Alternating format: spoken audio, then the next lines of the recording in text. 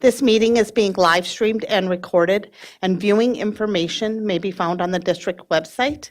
This meeting is now called to order. It is 6:39 p.m., November 16th, 2022. Our mission is to provide a safe and caring climate and culture in which we engage, inspire, educate, prepare, and empower all learners in partnership with their surrounding community to be successful in today's and tomorrow's society. Dr. Green, will you please lead us in the Pledge of Allegiance?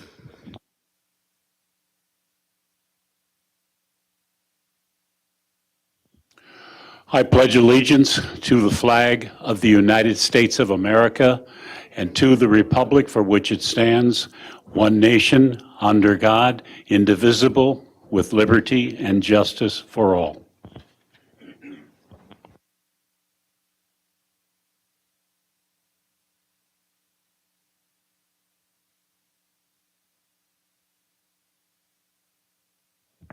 Thank you. And then can you please call roll? Scott Andreasen, Here. Natalie Copeland, Here. Al Dahlgren, Here. Zach Dorholt. Here. Les Green is here. Shannon Hawes. Here. Following board members are not present at the District Administration Office: Monica Segura Schwartz. Following cabinet members and staff are present at the District Administration Office: Superintendent Dr. Lori Putnam, Assistant Superintendent of Secondary Education, Assistant Superintendent of Elementary Education, Dr. Mike Rivard, Director of Innovation and Instructional Technology, Ryan Cox, Executive Director of Finance and Business Services, Amy Scalarud, Executive Director of Human Resources and Labor Relations, Tracy Flynn Bowe, Executive Director of Learning and Teaching, Lori Posch, Executive Director of Operations, Gary Ganji, Media Technicians, Paul Novak and Gordy Scott. The custodian on site is Steve Hain. The following cabinet members and staff are virtually present: Director of Community Engagement and Communications, Tammy DeLand, Director of Equity Services, Ayan Omar, Executive Director of Community Education, Adam Holm, Executive Director of Research, Assessments, and Enrollment, Donna Roper, Executive Director of Student Services and Special Education, Carol Potter, and Executive Assistant, Jan McGuire. Thank you. Then I'm looking for a motion to approve tonight's Board of Education meeting agenda. So move. And can I have a second? I have a motion by Scott and a second by Zach. Les, can you please call roll? Scott Andreasen, Yes. Zach Dorholt, Natalie Copeland, Yes. Al Dahlgren, Yes. Les Green is yes. Shannon Hawes. Yes. Thank you. Next is the consent agenda. The consent agenda consists of non-controversial items that the board adopts routinely without debate.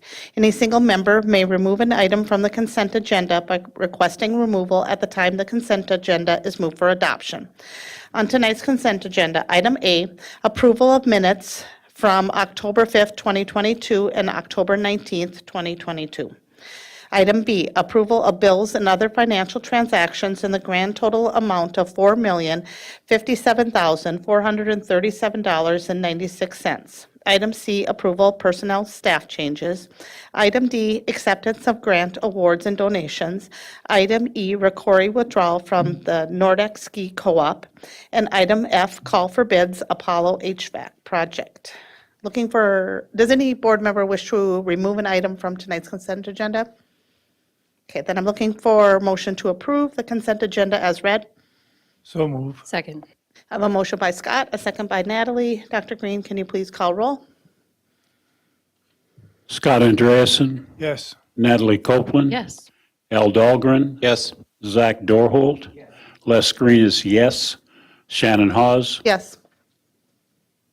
All right, thank you. Moving on to our eventful discussion and action items. First up is an action item. It is the approval of the canvassing the results of the November 8th, 2022 general election. And electing 3 school board members for a 4-year term. I'm going to read the top 3 vote getters. Zachary Dorholt, 16,371 votes. Natalie Ringsmuth, 14,694 votes. And Heather Weems, 14,174 votes. So I'm looking for a motion to approve the canvassing results of November 8th, 2022 general election. So move. Second. I have a motion by Scott and a second by Al. Dr. Green, can you please call roll? Scott Andreasen, Yes. Al Dahlgren, Yes. Les Green is yes. Zach Dorholt, Shannon Hawes, Yes. Natalie Copeland, Yes. All right. Then moving on to tonight's audit report. You ready for that? Are we doing that virtually? Oh, there we are. Sorry, I didn't see you. She's here. We have Nancy Schultzenberg from, is it Bergen KDV? Glad to have you. Thank you for being here.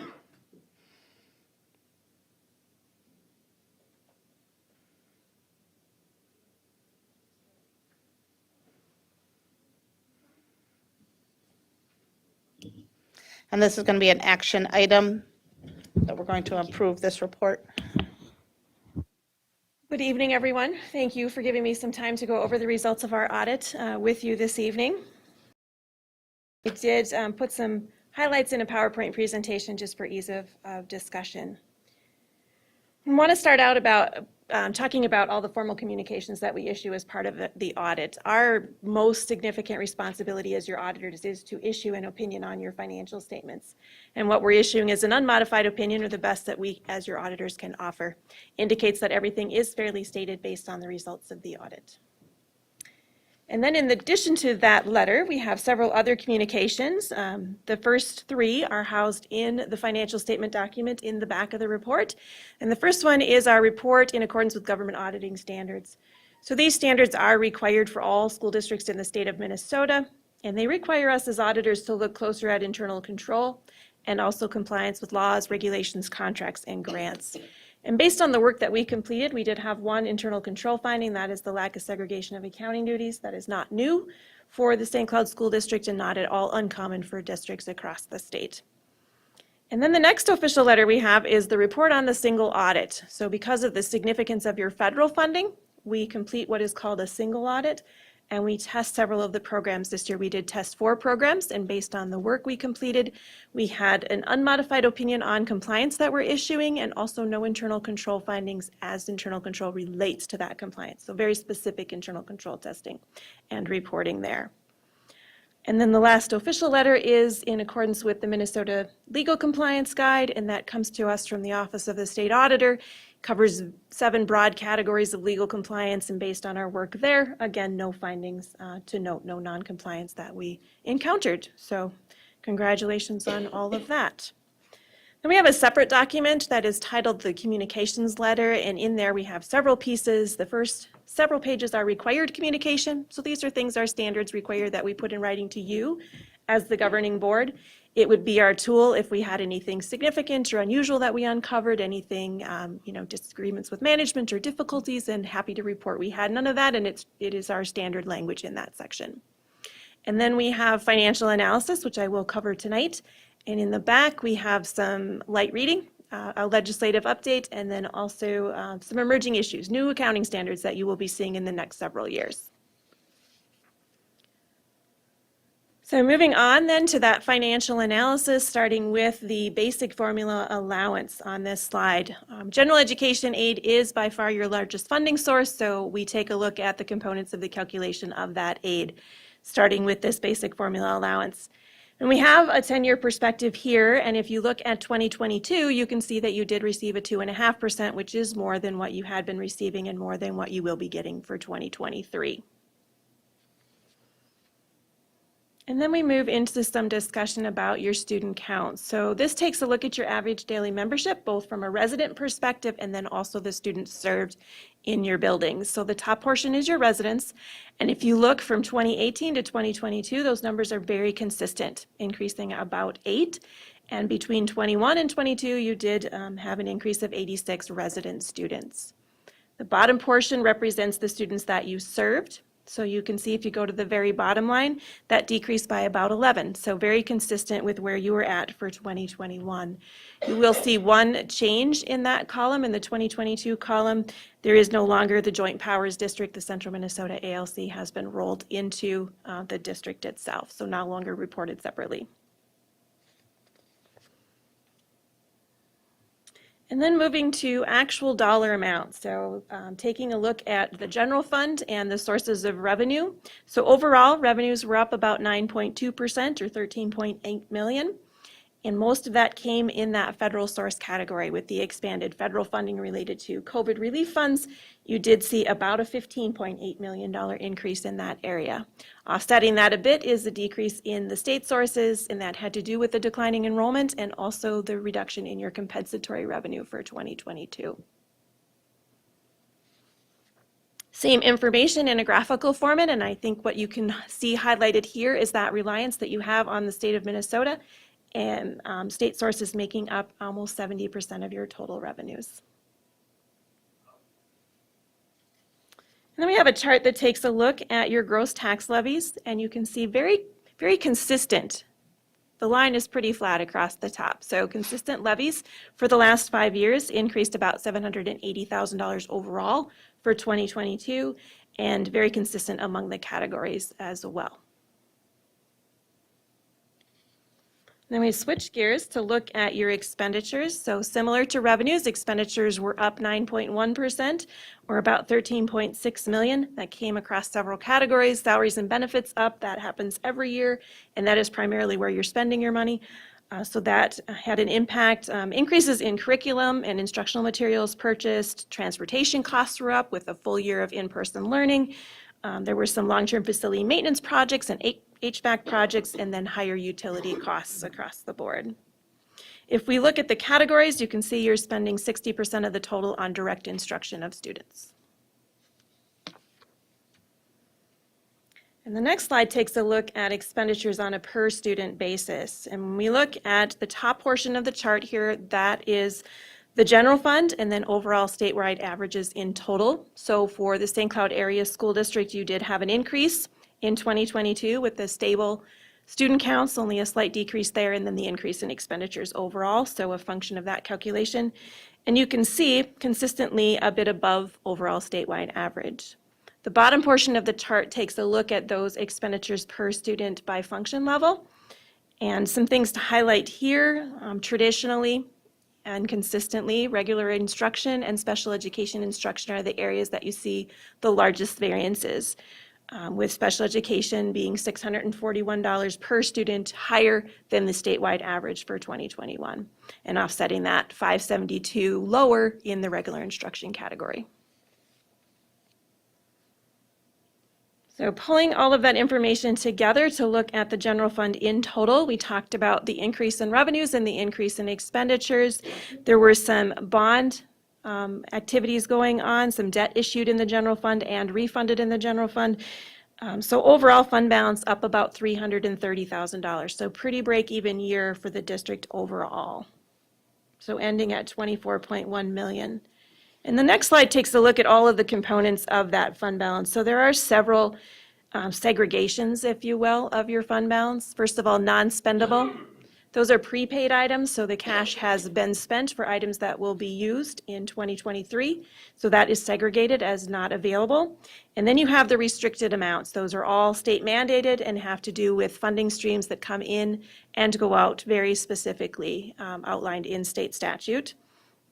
And then the very bottom category, the unassigned, that's what you have available for spending in the future. And that increased about $776,000 for 2022.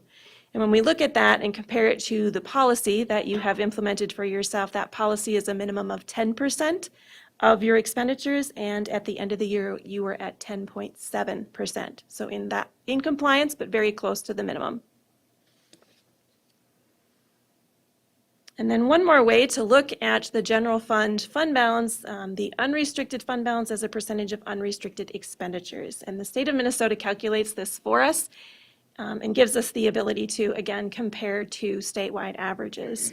So for 2022, you did see a little bit of a decrease in this percentage from 2021, and we're below statewide average, which has hovered right around that 20 to 23% for the last probably 15 years. So we would anticipate that being similar for next year as well. Moving then to your special revenue funds, starting with the food service fund. So food service had a very unusual year in 2022 with the full free meals for all students, breakfast and lunch. So you had increased meals served and increased reimbursement rates from the federal government. So revenues were up $3.1 million. And then expenditures were up with those increased meals and the costs that go along with serving those to your students, up about $1.6 million. So overall fund balance increased by $1.4 million and ended at $2.3, which represents 38.6% of your expenditures. And this is a common theme that we've seen across the state with those activities that were going on in 2022. And then finally, we have your community service fund. Increases in revenues and expenditures here with a return to more typical levels of programming in that fund, and also some COVID funds that were received. So fund balance up about $160,000, and that you see on the top portion of the chart ending at $3.5 million. And when we look at the bottom of this chart, all of the components of the fund balance segregated there and all in a positive position at year end. So the peers programs are charging and generating revenue appropriate to cover the costs of each program. Remaining bond funds and LTFM long-term facilities maintenance funds. Additionally, several projects are scheduled for Apollo during the summer of 2023 and prior, including new classroom furniture, the flexible furniture for our classrooms, new HVAC, and LED lighting in the C wing, an outdoor digital sign in the front of the building, and resurfacing of the tennis courts. Again, these are going to be made using a combination of those ESSER 2 funds, the federal one-time money, remaining bond funds, and LTFM. And tonight we are excited to request additional federal one-time ESSER 2 money, which does need to be spent by September of 2023. The remainder of the funds that we will use will come from a combination of operating capital fund balance, general fund, and community education funds. By making these improvements, it will reduce the future referendum amount, and we're committed to doing that as much as we can now within our existing budgets and our one-time money. So we are looking to make, in addition to the upgrades that you saw and the improvements that we saw for our classrooms on slide 3, the one just prior, we are looking to make some facilities improvement in our stadium. So we would be installing turf. We would be resurfacing the track, which definitely needs it, would renovate the bathrooms and provide some exterior pathway lighting from the parking lot to the stadium to ensure safety. And if we had, depending on the way the bids come in, if we have the revenue, then we would replace the scoreboard. We know that this is not only a benefit to our students, but also a benefit to this community so that we're able to provide access.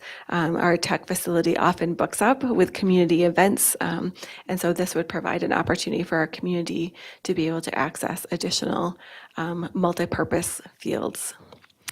So this evening, we are requesting approval of funding for the facilities upgrades at Apollo in the amount of $2 million, using the funds as described. Get up to questions, comments, thoughts? Scott?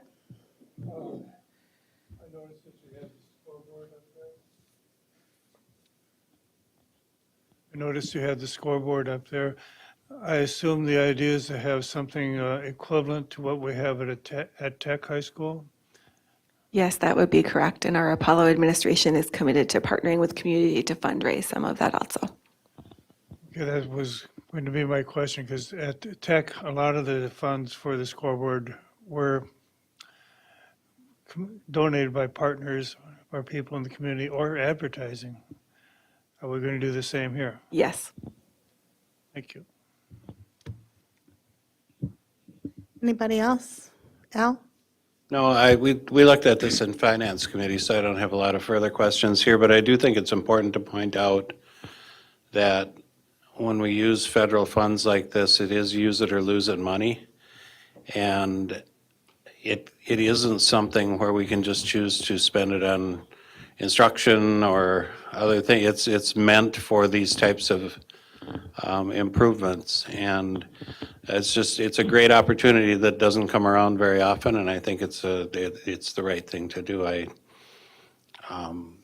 It can be something where people are going to ask us where that fell so high in the priority ranking, but when you look at the way that the tech field is used and used not even just in our community, but other communities come in here and use it because they don't have that type of facility in their community, and the ability to use it nonstop for soccer and football, and it never wears out, and it just, there's a lot of positives and there are some negatives with turf, but overall, I think if the ESSER funds are there, and this community, St. Cloud School District, got a gift from the federal government in the, with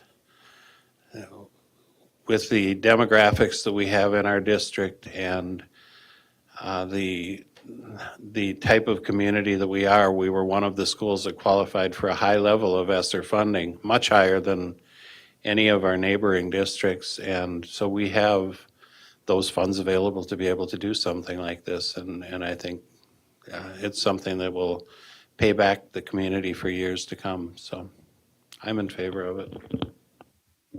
Natalie? It's so interesting that this comes now, right after our students came and talked to us last meeting. Yet I know that this has actually been in the works for quite some time. That would be some quick turnaround if it was students say, and then 2 weeks later we do this. But it's great to be here and seeing what we're actually able to do with these funding streams that are this one-time money, and then also hopefully students will get that message as well that, yes, we've been working on this for a long time to make Tech and Apollo equitable, especially like we've heard from the students last time with the stadium. So this is good news. Anybody else? This is very exciting. Okay, so we're looking for a motion to approve this, correct? Administration recommends approval of the funding for the stadium upgrades at Apollo. Well, that's not the correct. I think we're looking for a motion to approve the funding as described, Up to 2 million. up to 2 million. Yep. Yep. So I would motion that we approve the funding of up to 2 million in ESSER funds and other funds as described for improvements to Apollo facilities. Second. So motion by Al, a second by Natalie. Dr. Green, will you please call roll? Al Dahlgren. Yes. Lee Copeland. Yes. Scott Andreasen. Yes. Zach Dorholt. Les Green is yes. Shannon Hawes. Yes. Okay, all right. Gonna try this again here. Next, we have new course proposals. Executive Director of Learning and Teaching, Lori Posch, was so excited she was gonna jump in front of that one. But this is also exciting, so glad to have you. Thank you. Good evening, Chair Haas, Superintendent Putnam, and school board members. I am excited to be here. And I know that I say that often, but I think I have the privilege of being able to present to you often on the work of a lot of people. So I get to be here and say the good things, but know that there are many, many people behind each of these. So we're going to start tonight taking a look at our new course proposals for this year. And these would become courses for next school year. So let me get going. Here we go. So tonight we are going to take a look at 4 different things, and one of them does require action on behalf of the board. So we're going to take a look tonight at updates on courses that have been approved over the last 3 years. We're going to review the process that we use when new proposals come in. I'm going to share with you the courses that are being recommended tonight, and then you hopefully will take action on all of those. So here we go. It was so much fun to look back over the last 3 years because I know that we talk a lot about some of the challenges that we've faced and some of the things that have happened the last 3 years, but looking at our new courses and listening to our students and our staff and our principals talk about the success of these was really fun to do. So one of the courses that we started this year, so our new course, was the design, construction, and geometry. And if you remember, it was a course that was a hands-on practical geometry course. At Apollo this year, we have 1 year-long section of the course. At McKinley, 1 year-long section. And at Tech, we have 2 year-long sections. You can see the top picture over there shows some of our students with one of the activities that they have done so far in that course, and that was to build the beanbag game, lots of names for it, cornhole. And they did applications of circumference and radius and the holes and angles. And Principal Harris shared with me last week that when he was in the course just a day or two before, listening to the students talk about math and the application of math and what they were doing in there. And our students are sharing that same thing. They're talking about what they're learning and how they get math now. So that's been a good addition for us. Another course that we added this year was the Future Leaders. And you'll see that with some of our courses, you may only see one of the buildings represented or maybe 2 out of the 3.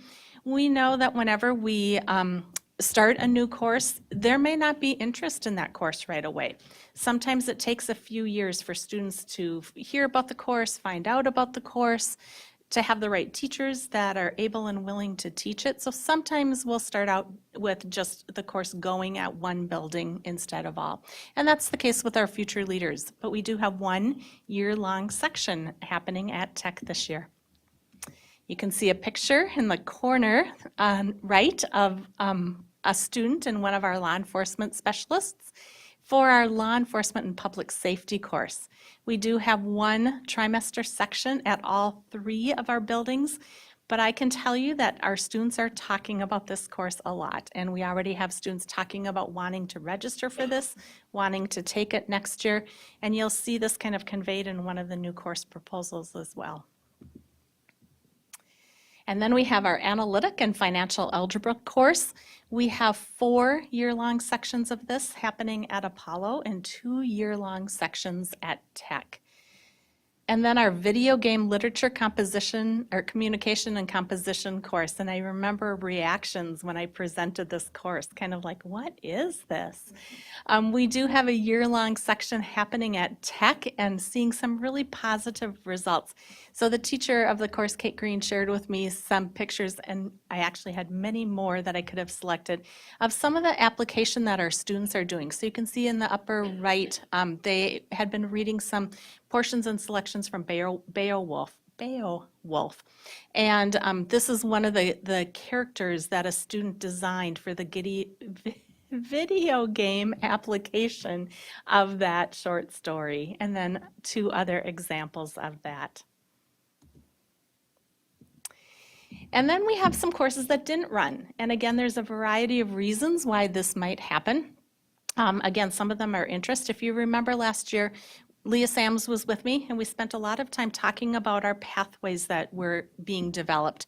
So some of these courses are courses that we wanted on the books as we developed them for our pathways.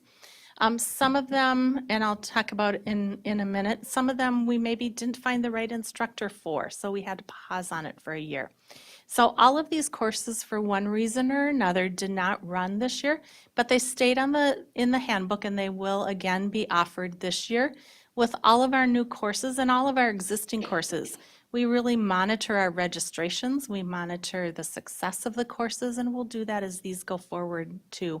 I want to share with you that Ojibwe 1 course, because that's one that I know we were all real excited about, and we had some difficulty finding the instructor and contracting with that. But I just had somebody stop in today who thinks she has a lead for us. So I told Ayan that we have some leads coming our way, so excited about that.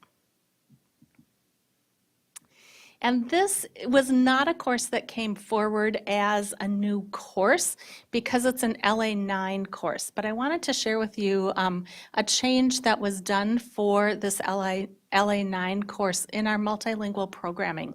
This course is a course that is taught in both Spanish and English. So the students in the course speak Spanish as their native language and are learning all of our language arts standards through the native language of Spanish. And there are 2 co-teachers in the course, one who is a native Spanish speaker and one who is a native English speaker, but is practicing her Spanish throughout the course. And I want to show you the application of this because this is really powerful for all of us who have really been working to hold up and elevate and recognize the bilingual support that our students have and the gifts that they bring to that. So on the left is a poem that one of the students wrote. You can see that it starts out in English and ends in Spanish. And on the right is a page out of one of the books that a student wrote. So some of the work that they turn in, again, they're learning all of our language arts standards. Sometimes they write in Spanish, sometimes in English, and sometimes in both, but all of those standards are being covered. I wish, and I talked to Kelly Frankenfield, who's back here, the teachers sent us a whole PowerPoint presentation because they were so excited that you would see this, and at some point you do need to see this because they talk about how they like that they can fully express themselves in this. They don't have to leave a part of them behind, that they can really learn the content because they're hearing it in their native language. So the comments from the students are absolutely powerful in this. And that last line on the left, my Spanish is very small. I hate to admit it. But the last line I wanted to read to you where it goes into the Spanish and it says, I am beautiful, my soul, my body, and I. So powerful poetry from our students. And then looking at other courses, in 2021 and 2022, we started the Science of Reading course. This is an intervention course at our high school. It's a course that helps our students who are behind in reading. If you remember, Katie Schneider was here, and Katie works a lot with dyslexia. And she is one of the people who helped us get this course up and running. At Apollo, we have 6 year-long sections of this year, and at Tech, we have 2 year-long sections. We also started the Somali for Native Speakers course that year. This year at Apollo, we have a 1 year-long section, and at Tech, we have 3 year-long sections of this course. You might remember back on a slide, a course that didn't run was our Somali as a World Language course. And one of the things that we found is that the course titles and descriptions were close to each other. So there was some confusion about which class to take. So we're working this year on really clarifying what the courses are, who the intended audience is, and working with our counselors on that to get accurate placements. And then in 2020 and 2021, we added our Guitar 1, 2, and 3. At Apollo, we have 1 section of Guitar 1 And at Tech, we have one section each of Guitar 1 and Guitar 2. And you'll see something with this in our new course proposals coming up.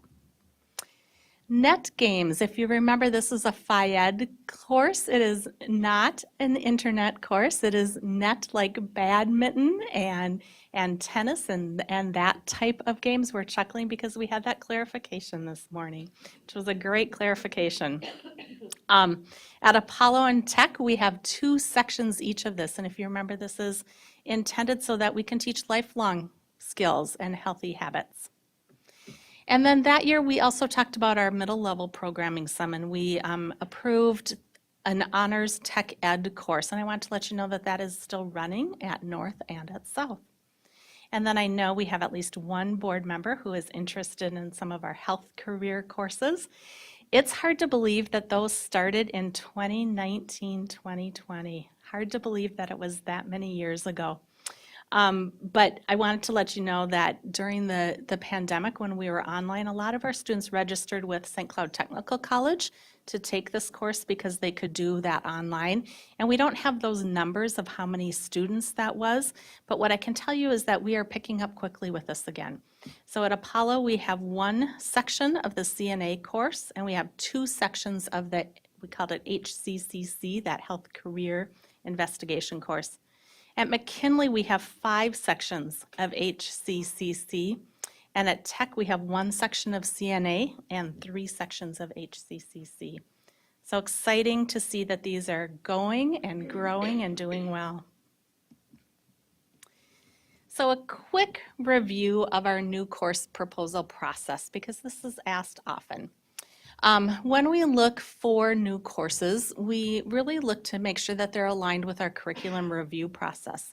So if a content like social studies is in the curriculum review, we're going to look even more closely at the courses that are offered to make sure that we have the alignment, that we have the courses that are needed to meet all of the standards. So we align it as closely as we can with that process. Our new courses are proposed by teachers, by learning and teaching staff, by administrators, by parents and community members. We have a very active community group, an advisory group made up of community business partners who often will suggest courses or who will say, you know, we're really lacking this in our community. And that sometimes is just enough of a trigger to make us think about another course.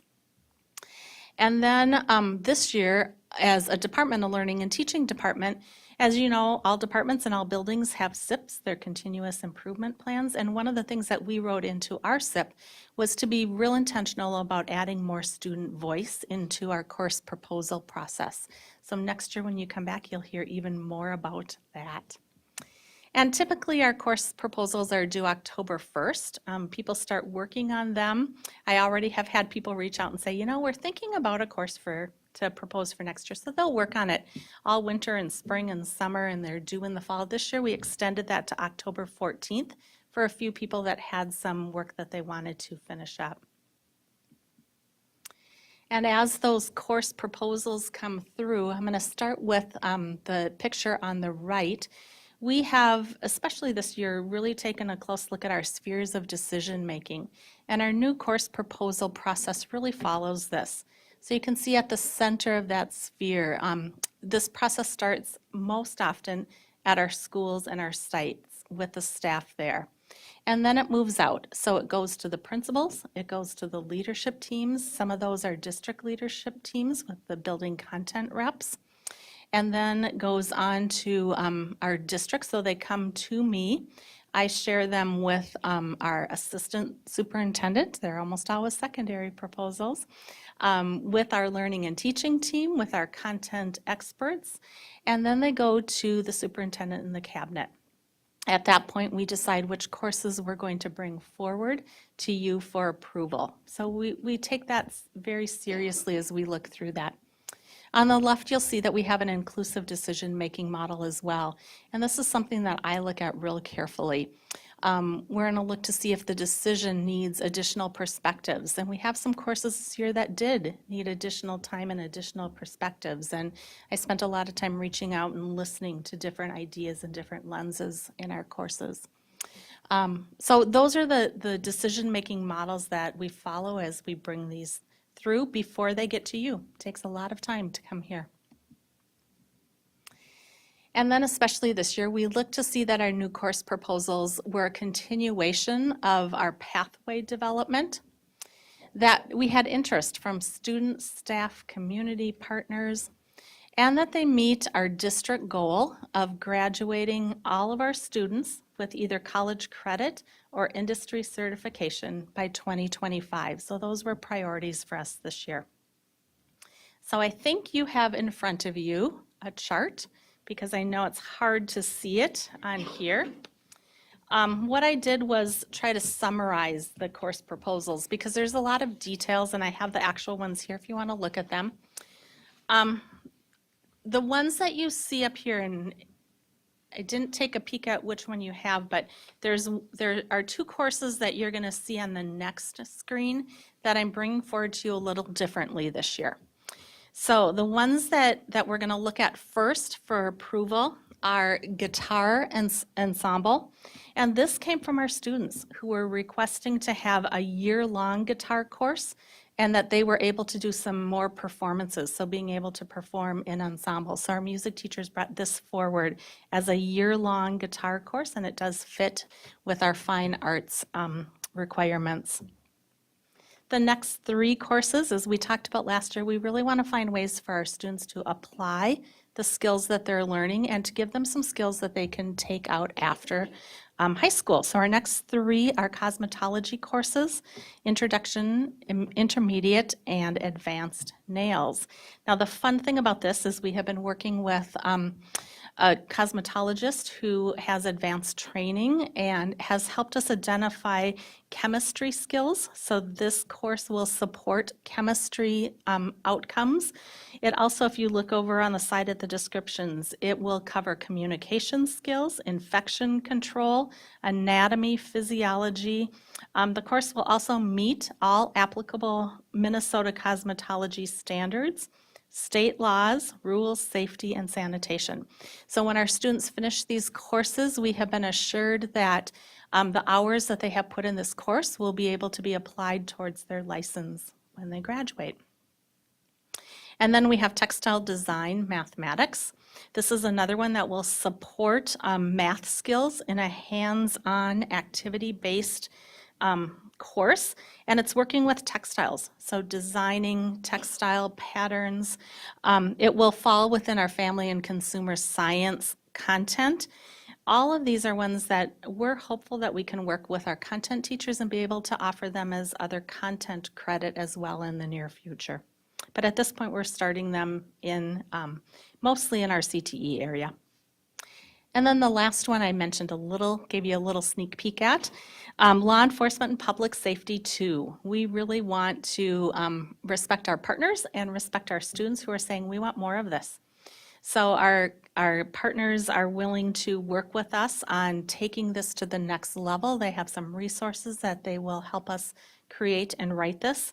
It will take the Law Enforcement 1 course a little deeper and look at careers in public safety and law enforcement. It's going to delve into deeper subjects like laws and judicial system. And again, it's enhancing that pathway exposure. So now here's where it's going to be a little different.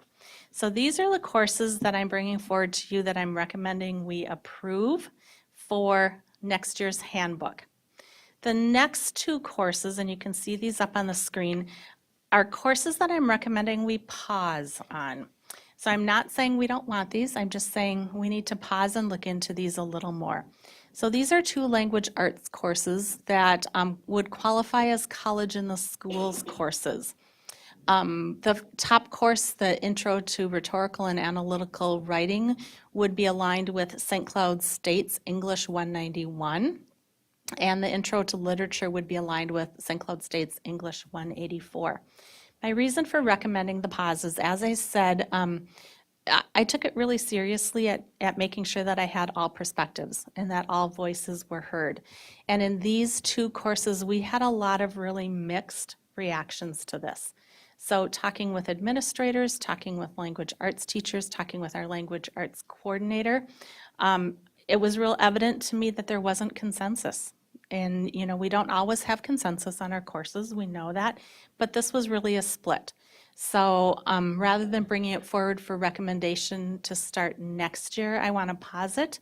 I want to do some more looking into our language arts alignment and then probably bring it back to you next year. So that is what I have for you. Any questions for me? Lot. Anybody have any questions? Scott? Yeah, can you tell me a little bit more about the Somali courses that you've been mentioning? Yep, so we have two courses. One is native speakers, and that course are heritage speakers, and that course is a course that is designed for our students who speak Somali. So in some ways similar to the Spanish language arts, they would be learning some content through the spoken language of Somali. And Kelly Frankenfield's behind me, so she can probably explain these much better than I can. The second one is Somali as a world language. So that one is intended to be for students who do not speak Somali yet and want to learn Somali. And that's where there was some confusion. Students got registered into the wrong course and there was some overlap. Thank you. Video game course? What's that all about? That one is actually our language arts on the books and running right now. And with great enthusiasm. It's fun to hear both students and the teacher talk about it. So we know that video games are engaging to our students.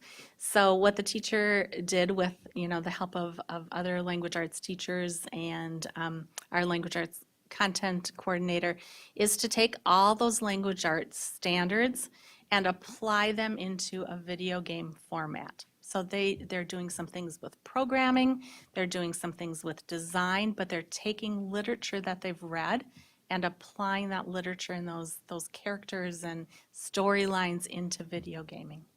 It's pretty cool. We have creative teachers out there. Al and then Natalie.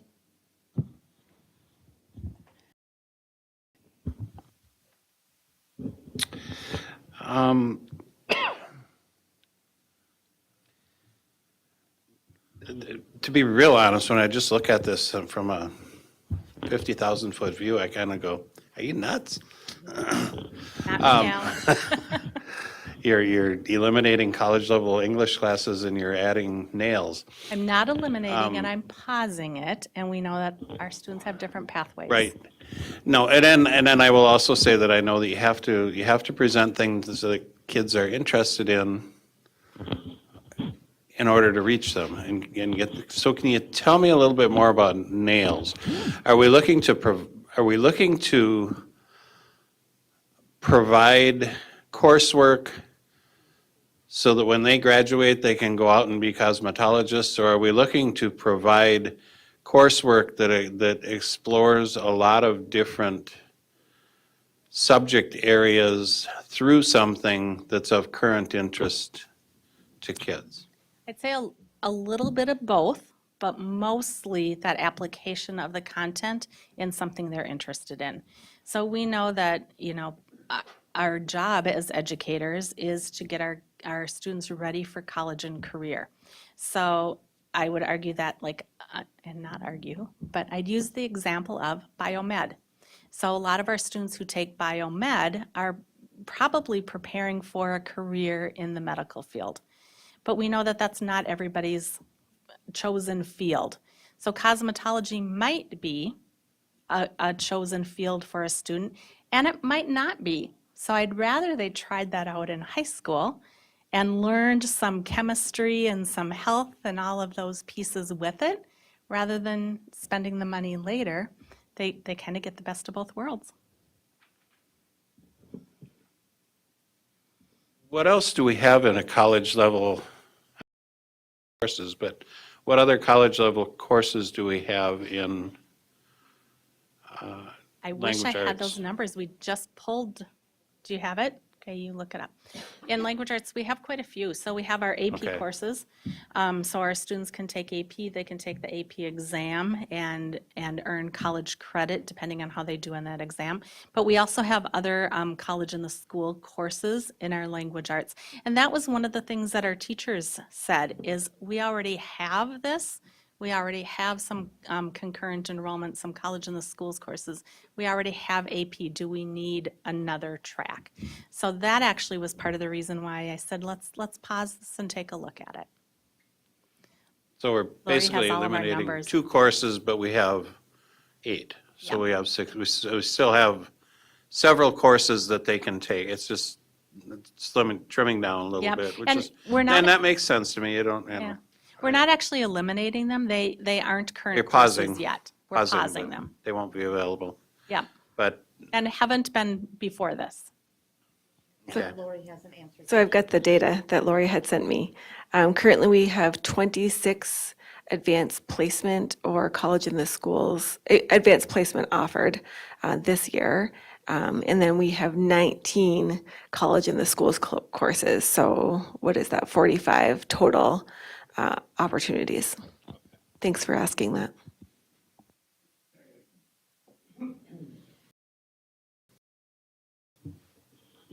Yes, I would like to say that I am the first board member who has volunteered as tribute to get their nails done by our students. I would love that. Thank you again for bringing this. I've loved to hear about it 2 times today. If you could send us the PowerPoint of the Spanish LA9 course, if that's, I actually, after our meeting, looked up what that meant. And so thank you for sharing that. It was beautiful. Something I asked the committee this morning as we looked at this is what is the reasoning behind why the board votes on new courses? Just thinking about alignment and what our purview is as a board and what it isn't. I was just curious as to why we do that, why we do this every year. And it's from what I understand, it's in our policy. But also what I understand from Lori is that that's not, that other school boards don't have the board as the final voting body that brings these forward or doesn't bring it forward. So I would be interested, and this probably belongs more like at the end when we talk about next steps or things we're going to talk about, but just revisiting this as the last stop for course proposals, and is that the right, is it the right thing to do, or and here's why I'm saying that. I want to hear this every year. Like, I think that this is one of the most exciting things we hear every year, but I just always am concerned about our purview as a board, and when it goes into things that I don't have a degree in, then are we the right people that should say yes or no to this? So I don't have the answers for that right now. I just brought that up as a question.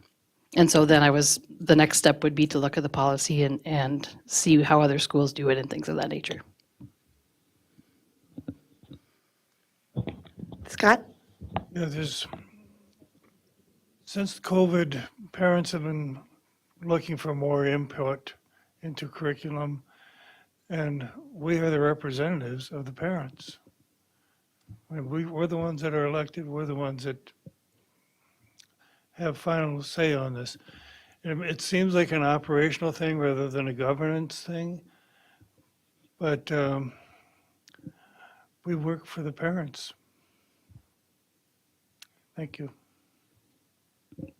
Al? Held accountable if things go awry. I don't think that they would with the current administration, and I don't think that they would with the current staff, but those staffs and administrations change over time.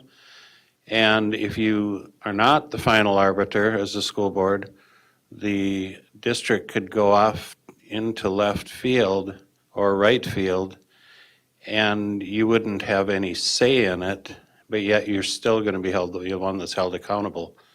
So I would feel very uncomfortable saying that they should not pass through the board. And the board, I don't think that as board member, we should sit up here and unjustifiably deny certain courses or claim to be the experts, but at least we know about it and we have an opportunity, if we feel that it's way out of bounds or some course that we just would never be comfortable approving, that we have the ability to say no. And it's also done publicly so that the public can see what the new course proposals are, and in the other scenario, they would not be. Natalie? Yeah, I think the other scenario is actually just this same thing. Again, this is very like, I thought of it this morning sort of a thing, so I don't have my ducks in a row. It would actually, if I imagined it, be the same thing, just without the vote at the end, not an action item. And it may seem like, why in the world is she even talking about this? But I'm always really wanting to make sure that we're doing the governance piece and not the piece that we pay experts to do. So that's kind of a little bit where this is coming from. So yes, I agree, we need to see it every year and just like this. But do we need to vote on it or not is the question I have. I don't know the answer yet. I don't know my answer, is what I should say.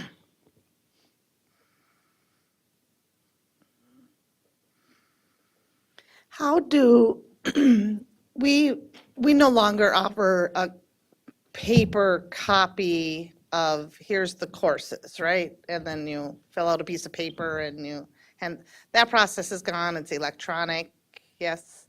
It is, we moved to the electronic handbook and registration. There is an option that it can be printed out if a student would need a printed copy of it. But we heard really good feedback from our students last year about it being online. Are you looking at kind of a similar view of what the paper copy was? How do you stumble across these new courses? Let's see if I can pull it up quickly. I'm hoping it's still on from last year. One of the benefits of it is that we have teachers who have put little video clips in about their course. We have, so it really has added to our teachers explain what the options are. Let me see if I can find it quickly.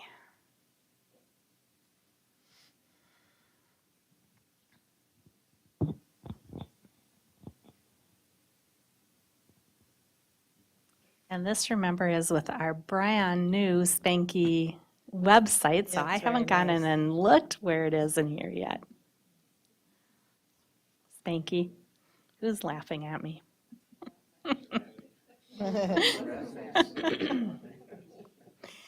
So this is what it looks like. Across the top, it has this home page, which describes it ways. Letter for this year. So the registration handbook, after we know which courses are being added, will go through this whole process again. And then here, there's some registration planning. So I'll just click on one of them. There's information here about the academies. They can click and go into the different academies, see what's offered in each one, what it has to do. What are you interested in? I mean, it is pretty detailed and pretty active. Our teachers spent some time with the students going through this so that they knew how to kind of like look through it. So this explains our Becca pathway. And then as you go down, it gets into each of those areas, but let's click. When I go into the arts, it will talk about the career options in the arts field, the job skills, description, and then it will start getting into some of the courses and the pathways that can happen. We have current industry partners on each of the pathways, so partners who are on our advisory we have in here, so that they can see some businesses that are actually connected with each of the pathways. I'm gonna go back a little and see. I should have gone into one that I knew a little better. But in here, I mean, this is just a quick one. It shows that was the registration planning. We have the graduation requirements, so students can look here and see what those requirements are. Again, live links. So if I click on language arts, it's going to take me right to all of the language arts courses and offerings. So they know that they have 12 credits that are required, which courses they take. So it is really interactive. It's kind of a one-stop shop for what they need as they plan out their high school years. So if I go into ninth grade, I can see all of the electives that are available. It's pretty dynamic and involved. So will we go back to paper? Probably not. No, I love this. This is cool. And for the opportunity for instructors to give their little sales pitch about how Yeah. great this class is. Yeah, it's fun. Thank you. Okay, I think we're done asking questions. Thank you. That was very exciting. I always look forward to this. So again, this is an action item. Looking to approve the 2023-2024 school new course proposals as presented. So moved. Second. I have a motion by Natalie and a second by Scott. Dr. Green, can you please call roll?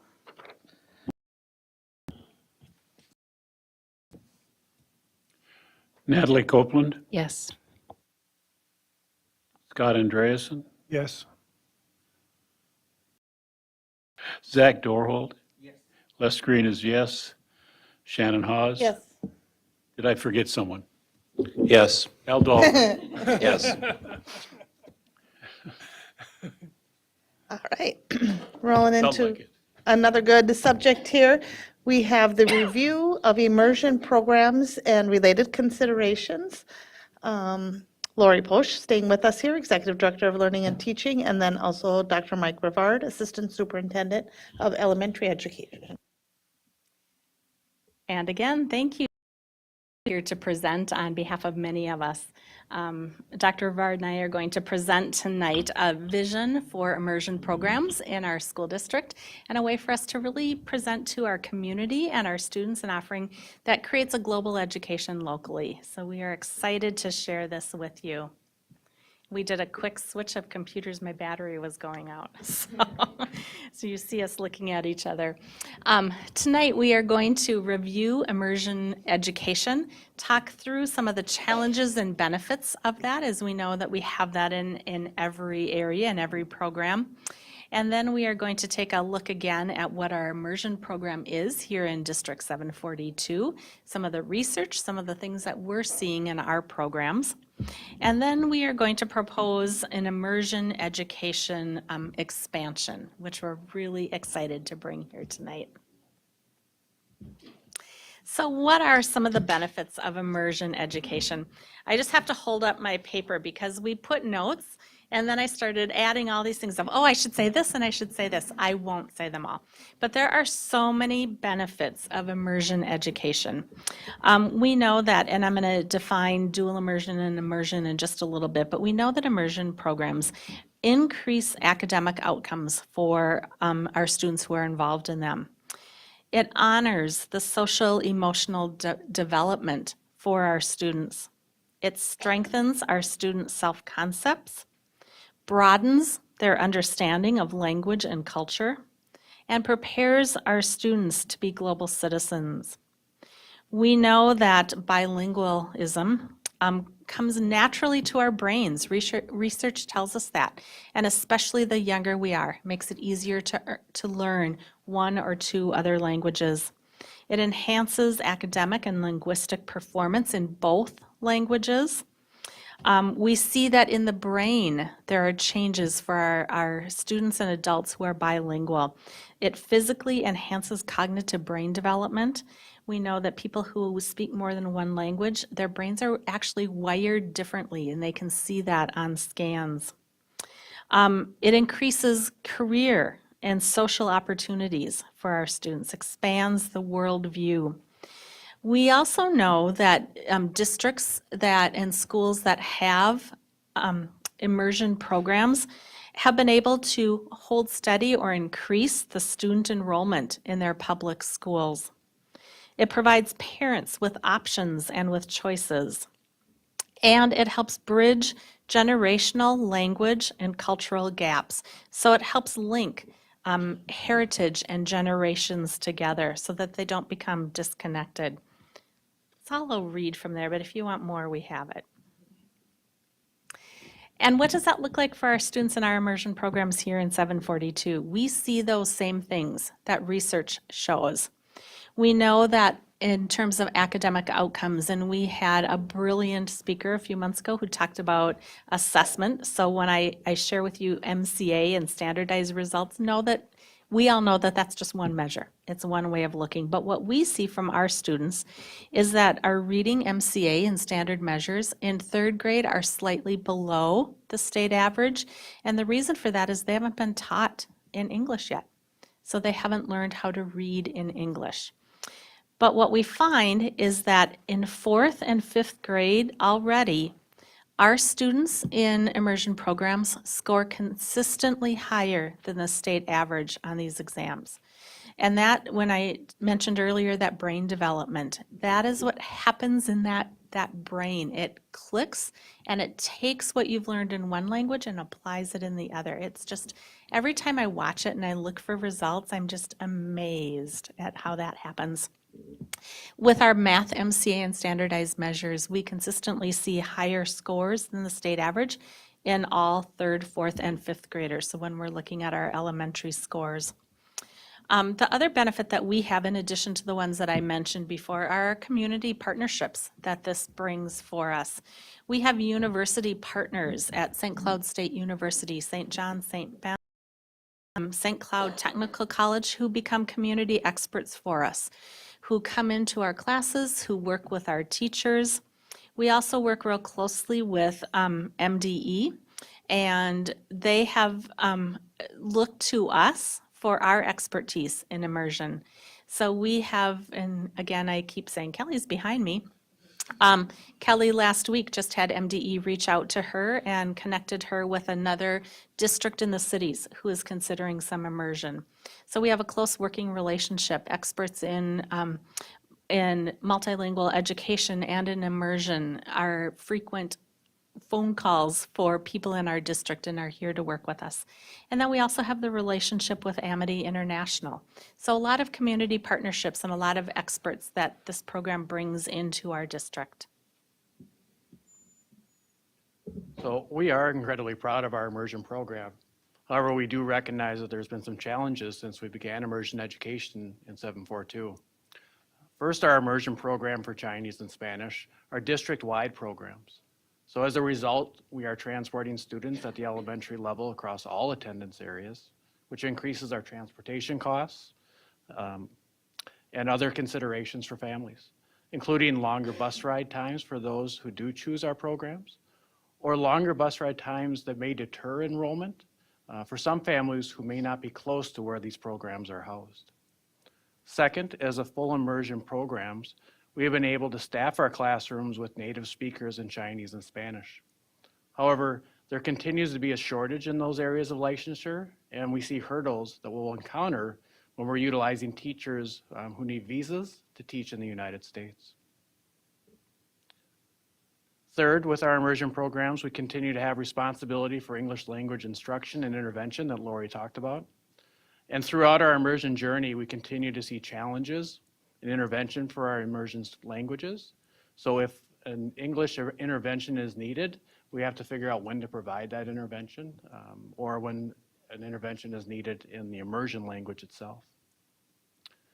Finally, while we continue to offer Spanish as a world language course in our secondary schools, we have observed a declining enrollment in our Chinese classes in our secondary schools. So our plan this evening is to address some of these challenges. So you know, it would be really hard for me to do a presentation without some actual pictures from our students and our staff. Our current immersion education programs, our Spanish immersion program serves our K-12 students at Clearview, South, and Tech.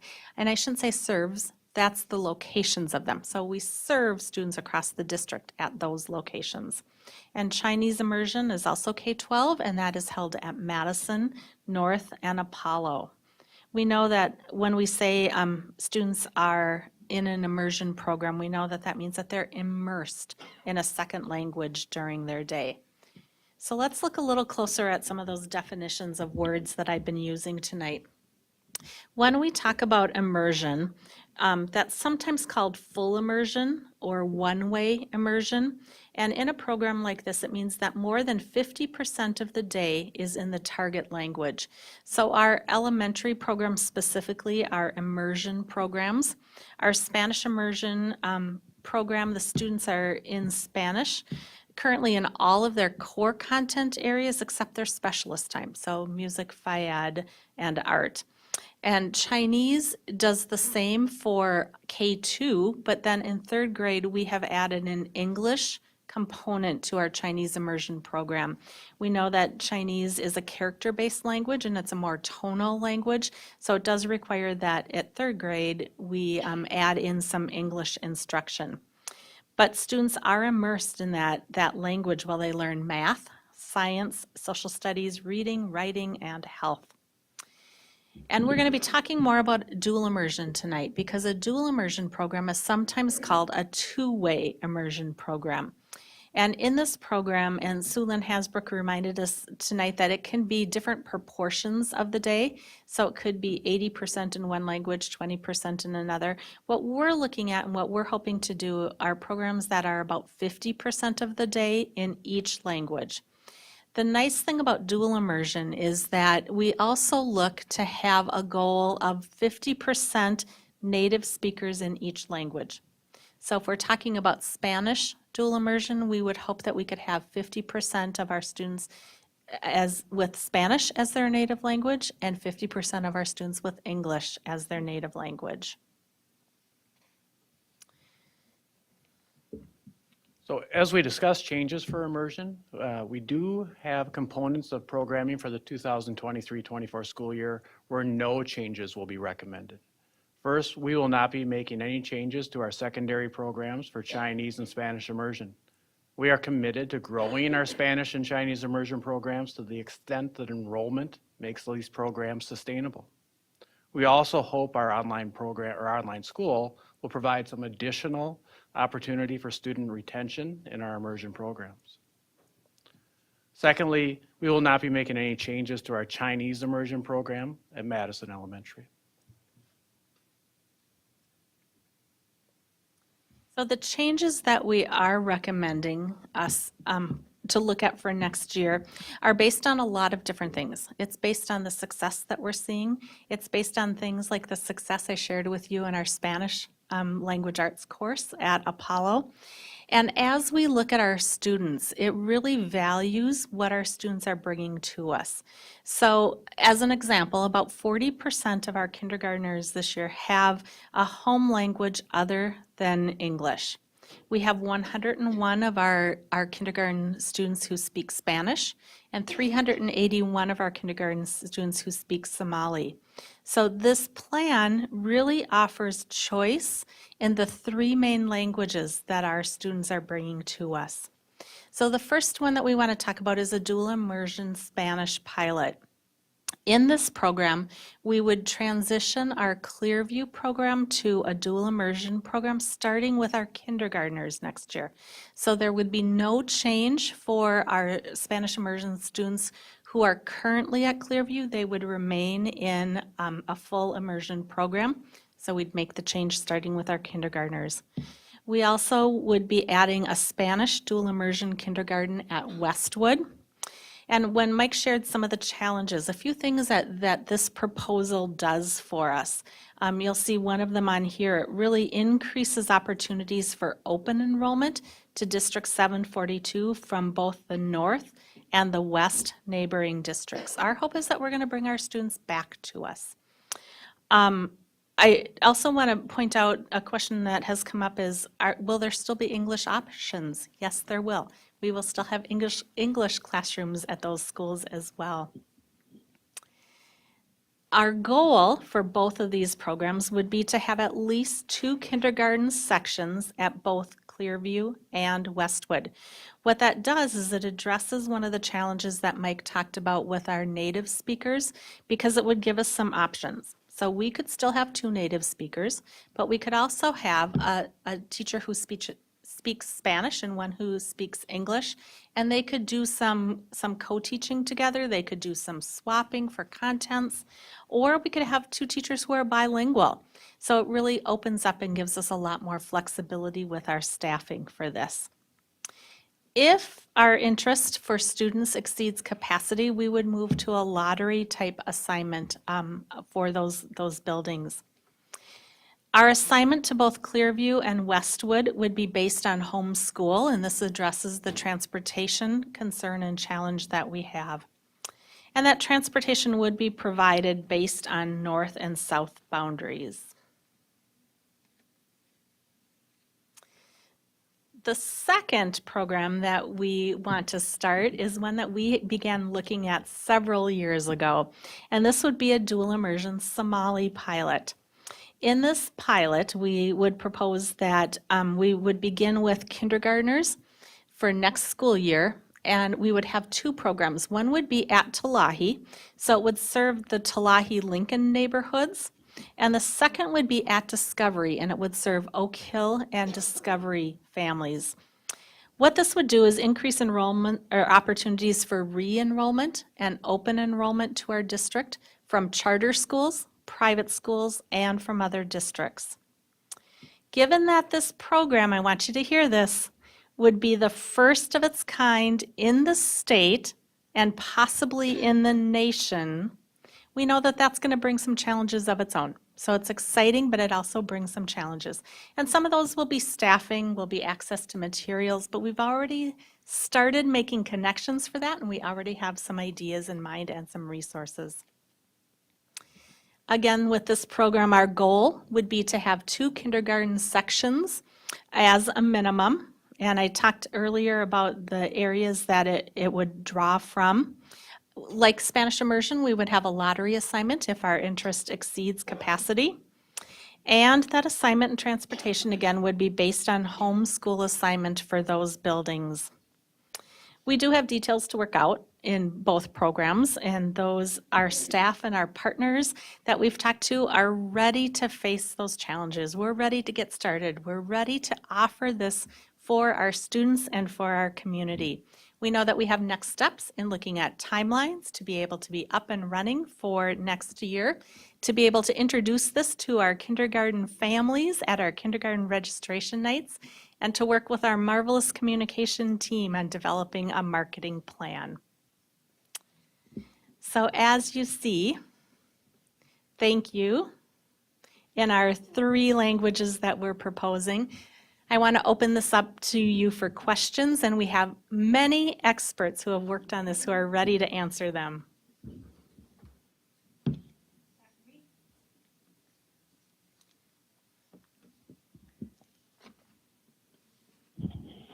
I'm not an expert, and I stumbled through this many, many years ago. And I'll tell you the story because I think it was critically important. The Hmong refugees in 1970, after the Vietnam War, came here to St. Cloud. About some years later, a group of their parents came to the Community Foundation to help them teach their children their own language because their grandparents and parents could not talk to them and teach them their histories and their heritage. It's very, very important. What you're doing is important in the way that these kids who were Hmong were more, their social, emotional, and learning actually took place by their peers in the street and not their grandparents or their parents. One of the first rules of slavery is take away the language so that the children can't talk to their parents and tell them what it used to be like. And so this is critically important. It leads to this point, and this is the point I want to make. I think that where Spanish is spoken in the home, those children ought to have priority for being in the program. I think if we miss that, that will be one of the challenges that you'll hear around the nation if we don't provide children whose grandparents only speak Spanish with the ability to talk to their grandparents. So that's just a point. Great point.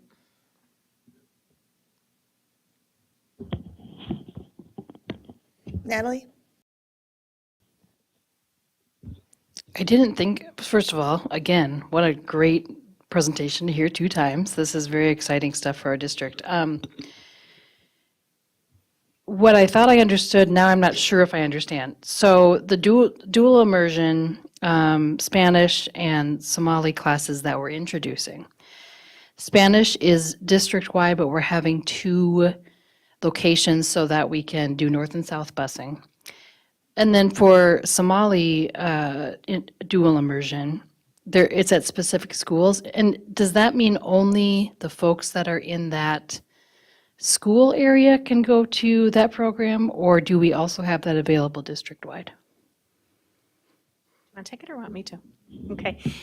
We talked a lot about that, and that was lengthy superintendent cabinet meetings over the last probably month. What we decided to do, because we have some of our materials, our resources ready for Spanish, we decided to start with a smaller cohort for the Somali dual immersion. So we also looked at transportation and busing and capacity within the buildings, staffing capacity. Could we, be able to fill that many positions? So we wanted to start a little slower, kind of like what we did when we started Spanish and Chinese.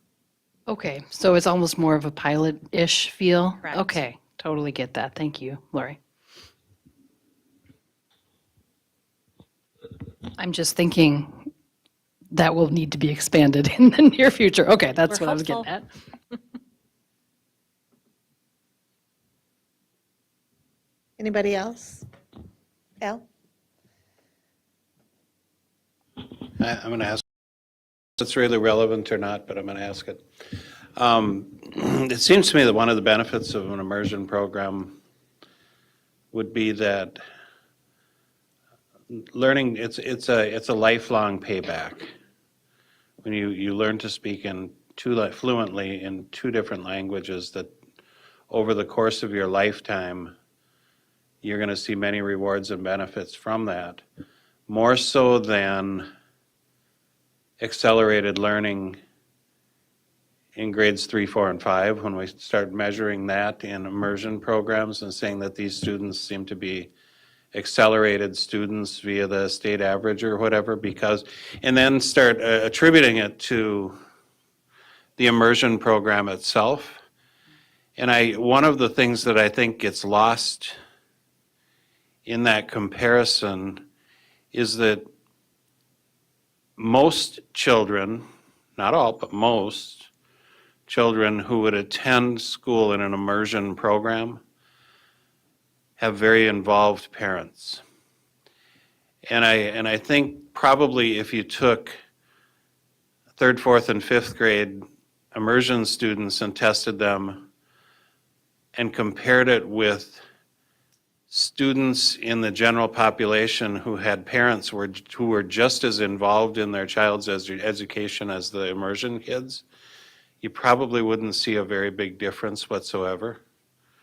So I don't know, and I'm kind of asking a question, but to me, inside this head, it kind of says, I'm not so sure I buy into those statistics as a reason for providing immersion, but I wholly buy into a lifelong benefit from having come from that type of coursework.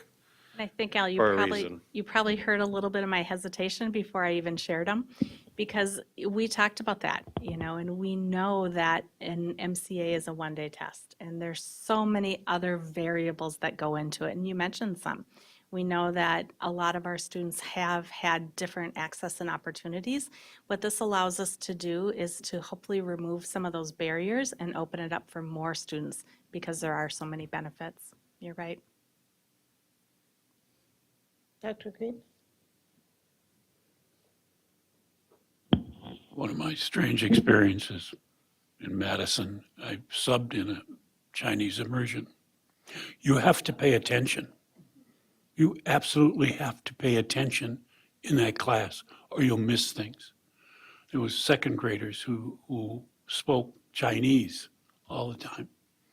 I couldn't understand them, but then they helped me learn some things. But the morning announcements, they read them off in Chinese. But the reality is a difference. One of the differences is if you're in it, you cannot let your mind wander. You really have to pay attention, which may be one of the reasons that those kids have a better thing. And I think the research, I saw you back there shaking your head. I like that. But I just think it would be useful to figure out if that's one of the factors. So There is actually a study I was looking at as I was looking at the brain development. The portion of the brain that impacts attention and problem solving is more highly developed in people that speak more than one language. So I think that's exactly part of it. Natalie? I know we've said this before a lot, but I just really think that this is us playing to our strengths. And the joy of who we are as a multilingual district, and just brings me, I know you've been working on this for years, and to have it be finally here and to, reimagine some things based on, I mean, I wish that we could do everything for all students, and yet we have limited money and capacity. And so I know there's been a lot of talk to get here, and thanks for that. And just another reason why I'm proud to be in this district, so thank you. I think one of the lovely things as I think about what we have going at the elementary level is we're expanding that opportunity beyond just 2 schools. That we know a program that's effective with children, we're now opening up that opportunity for families to consider on all sides of the district. I hope, Dr. Putnam, I hope you don't mind me sharing. We met with our kindergarten teachers this afternoon at the schools where this program would be expanding because we wanted them to hear it from us that we were looking at this. And we had a teacher stay on after everybody left to talk about how excited she was about this and what we were bringing. We had a principal text us to say that her teachers were really excited after this. So that was just also reaffirming that our teachers see the benefits of this as well. Scott? Over time, there's usually some attrition where move schools, leave, go somewhere else. Are we going to be reducing the number of classes as this starts to play out in the higher levels, or how does that work? And Dr. Rivard shared with you one of the challenges is our secondary programs, because that does happen. That's why we're proposing that we start with a minimum of 2 sections, because as students move, as life changes, our hope is that we'd be able to retain at least 1 good solid section throughout. Dr. Green? some years ago, one of our teachers whose child was in the Chinese immersion, took a job in China. Their 5th grade student had to move to China with them. And they don't speak English in Chinese schools. And she enrolled in a Chinese school. GPA here in St. Cloud was about a B+. It stayed B+ in the Chinese school. There may be some things that once a kid learns that level of communication, that that finding some way to that you may not need to have the same level of coursework in secondary that we had in elementary, because they may retain it with some, even just social speaking and things like that. So it might be something to look at in terms of how we might be able to enhance the experience of the kids who've gone through immersion in the elementary by providing some social activity or something in secondary schools to augment the ability that we can't maybe do the exact same thing in secondary. Just a thought. Great idea. Anybody else? Okay, thank you very much. you. Very exciting for the district.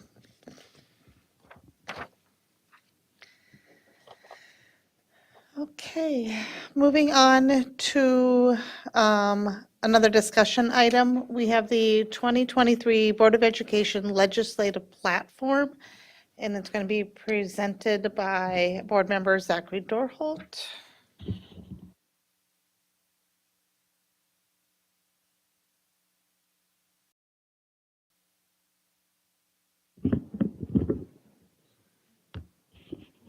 I have to talk. I'm gonna adjust this so I don't get a crink in my neck because I already have one. What I sent out and what I think Gary's got on the screen there is still a little tentative. And reason for that is aiming on trying to decide how to move forward with this depending on the legislative makeup, and also just recognizing the fact that there are 25 new House members alone in the legislature, because we had redistricting, we had a bunch of retirements, and the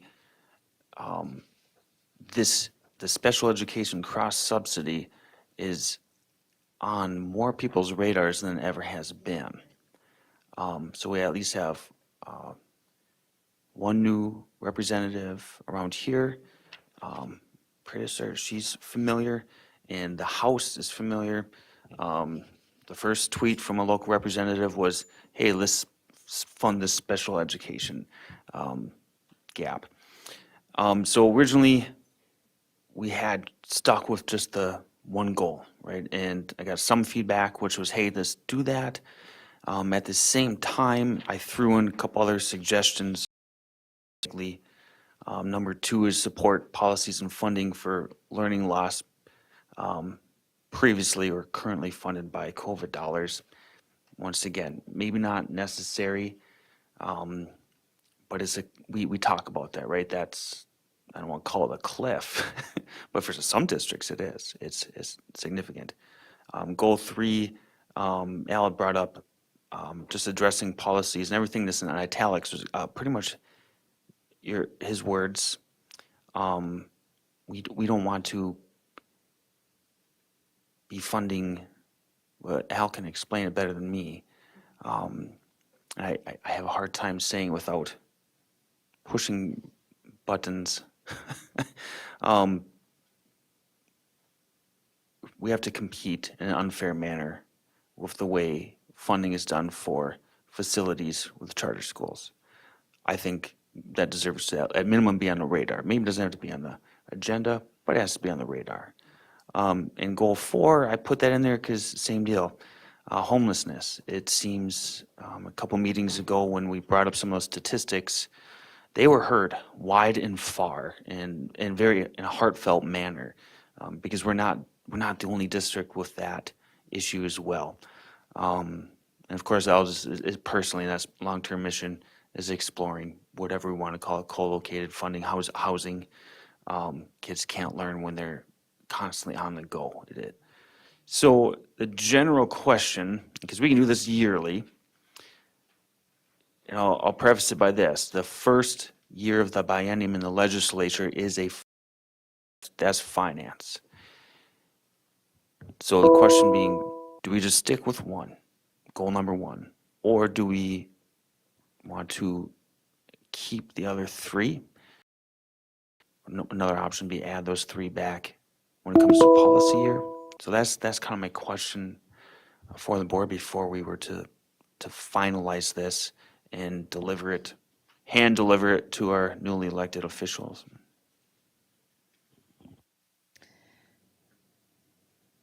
Anybody want to jump in? I'll try. Okay. We've got some money at the state now. This COVID money from the feds is going to end. We should maybe use a little of that to ease us back to normal instead of jumping off the cliff. I think it's a good idea to have this one in there. Natalie?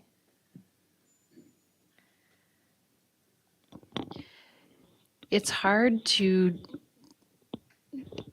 for me to say that we should do anything but just have number one in there, just because it was so powerful. I mean, the fact that any forum that I went to for folks that are running for office, this was talked about. And like we've said at the board here, it's much because of what we've done and because of what our legislators had done, it's a much more understood issue. I think a couple of years ago, I didn't even dream of a world where this would be, that we would be fully funded for special education cross-subsidy. And now, because of where we're sitting as a state with extra funds and because of the knowledge, I think we could get there. I know that some people, some legislators wanted to do like a ramp-up model, if that's the right term for it, where, okay, well, let's get to the cross-subsidy funding by doing better each year. I just really don't like that idea. I mean, if that's the only thing we can get, okay, but I think for number one, to just say fully fund and only have that, I can see that as a good idea. I also can see that because it is, so that's my number one goal, I think would be just to have number one. But I also really like number four. Like I told Zach on email today, like that is such, we've had the same issue every year when our folks that are working with our kids experiencing homelessness and our families experience homelessness, every year they say to us, this is the way to solve it, and we still haven't been able to do that. And so getting that, I would like to at least have that on our legislature's radar, because it, like Zach said, it isn't just our community that's having that issue, but it is really heavily our community. So I think my main vote would still be to just have number one and number one it until it's all done. But I could also see wisdom for having number one and then also including these other three somehow. So those are my feelings. Al? I thought last year when we did just number one, it was good. It really sent a clear message on, we're looking for action on something significant, that if you make this change, it's going to make a significant change in our district. And so we're just going to ask for one thing. And I'm okay with that. I think that the other three are important. I'm very concerned with, and I brought this up before the meeting, but just with the direction that the MSBA seems to be going with the resolutions that they're bringing forward. They're not bringing forward a special education resolution because they say it's part of their policies now, is asking for fully funded education. And I have a problem with that too, because fully funded special education gets lost in the conundrum of fully funding education, which fully funding special education, you can figure out the dollar amount. Fully funding education, there's no upper limit to what that could be. And so when they go asking for that as their number one priority, I think they're really losing that battle, and they're taking the focus off of special education. And special education deficits or cost subsidies harm certain districts. They don't harm most districts. And so it's very difficult to get that attention because 80% of the districts out there, they say, no, put it on the formula. We'd rather get that money on the formula. Well, of course they would, because they're not facing a big special education deficit. But the districts that are facing special education deficits, they say, wait a minute, you got to fix this. If you just put it on the formula, we're going to continue to be behind and we'll never, ever, ever catch up. You've got to address this single issue. So it needs to be pulled out front and center. And we need all hands on deck, including MSBA and AMSD. And hey, even the Minnesota State High School League could jump in there and help us out. But I'm fully in support of just going with the one. But we've got to put on a full court press, and it's got to go to more than just our local legislatures. We got to get on the MSBA to get it straightened out. Because I'm really afraid of what they're trying to do. And their ask this year to the legislature, I'm sure I caught this right, was 5%. They want 5% and 5% on the formula indexed to inflation.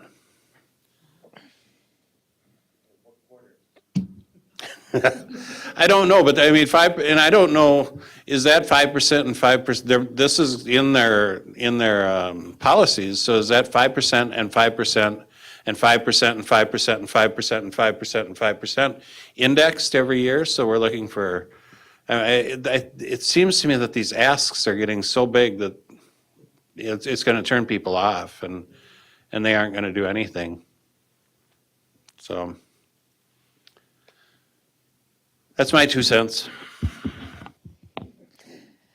My 2 cents is similar to that. I would support just sticking with number one. I really like the momentum, the buzz, the excitement out there. People are talking about this like never before, and I don't want to. I just want to stay in that and keep talking about that and pushing that forward. These other ones, really good. These are good conversations to have, to not forget about. But I don't, I'm afraid they'll take away from but this is, we need to solve this. We're not going to stop talking about this, solve this, and then we can come back. And these are really important. This is I think a learning for everybody about charter schools and funding, and to, take an honest look at that. That needs to get addressed. But I'd like to just table that and move that over, and we'll be talking about that in somewhere else, because we're going to come back to that. That's important. An educational piece for many people who don't understand what's going on there. But I say we stick with number one and we keep pushing it, because this is really exciting that we are hearing people talking about this that never spoke those words before. You're probably right. I would like to give a little plug for number three. I saw somewhere in the campaign that there was a representative doing exactly what number three is against. It was financing a charter school and then turning around and making money off it. It was a pretty hard-hitting campaign commercial. So let's keep it on the table, even if for tomorrow instead of today. Yeah, and just to expound on that, I don't see the issue as much as come and build a charter school, and then the state pays 80% of that lease payment to them, which they don't afford that same opportunity to public schools. But to me, that isn't even the issue. It's that it makes it easy. When charter schools first came about, there was a valid reason to say, hey, we should allow some charter schools that can come in and they can approach education differently, and we can learn as a educational system if there are better ways to provide education to students. And so by making it easy for someone to come in and open up a charter school, it got the charter school ball rolling. Now there's enough charter schools out there, in my opinion, to have a lot of different models of education Very few charter schools are showing that they can educate students better than public schools or private schools. So we're not really getting that benefit from those models, but we're still encouraging private investors to build buildings, and the state is paying for it at 80%. The biggest hardship for a district such as ours that has 3 or 4 charter schools built within its boundaries is that we lose students. We've lost, how many students, Laurie? 1,500 students to charter schools in our district? Well, 1,500 times $65,000 or $7,000 annual funding per student is millions and millions and millions of dollars that we've lost in our district to charter schools built by private investors being paid for with state dollars. And that's where I see the charter school issue. It's deteriorating public schools, enriching private investors, and really not doing anything for the education, the quality of education statewide, period. And so I think somehow they need to step back on that one. But it doesn't have to be part of our agenda here. I think, the one thing, Zach, that number one should include is it should be special education and EL cross-subsidy.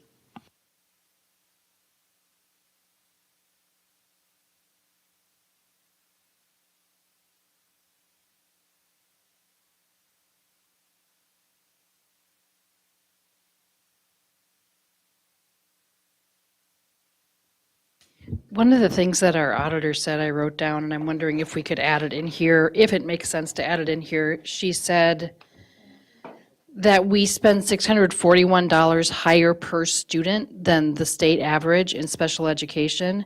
And then I didn't catch the next part, but she said, and we spend 500 something less in regular education. And then it's just like that obvious tipping point of, yeah, of course we do, because we have this extra part that's not being made up for. So I wonder if that would bring another education point to number one.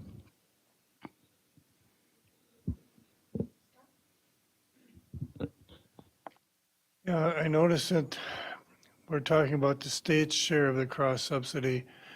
Hey, the feds are sticking this to us also. It's not just the state, it's the feds too, and we should maybe mention that. They're worse than the state, actually, percentage-wise. Al? Yes, they are worse than the I think that the reason, we talked about that last year, and the reason that we put state's share in there is that we felt if we asked for the state to make up the portion that they are underfunding us, we would get a better reaction than if we asked them to make up for the portion that the state and federal government are underfunding us. I think that's why it says state share, but we could, it doesn't have to say state share, we could just say the special education cross subsidy, or the, the underfunded special ed cross subsidy. Does this sort of thing go to our Congress people too, or just to our legislators?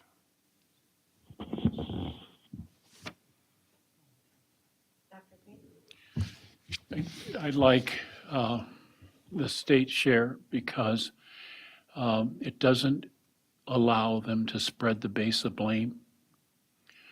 And that's what's been effective. Nobody's, they've had no partner in crime to sort of look to for some help.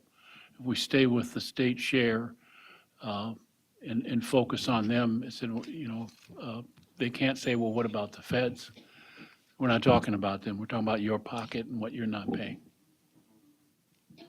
So,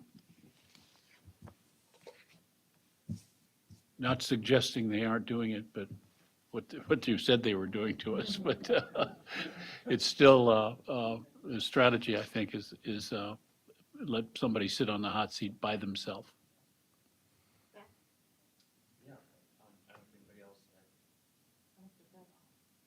Anybody else had any comments? Just kind of wrap it up.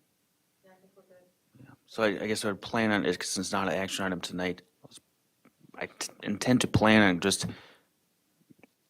not changing much, coming back with just goal number one, improve over the board. So that's my intent. This is not an action item for tonight, so we gotta change it, so we can make that an action item for whatever's next.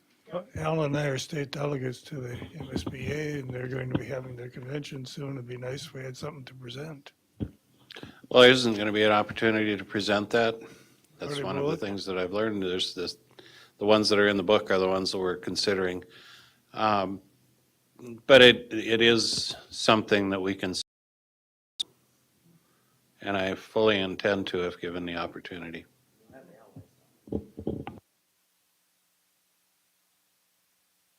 All right, thanks, Zach. Okay, then we're moving on to reviewing policies here. Next up, we have proposed revised board policy 524. This is the second reading for internet responsible use and safety policy. And we have Ryan Cox, Director of Innovation and Instructional Technology.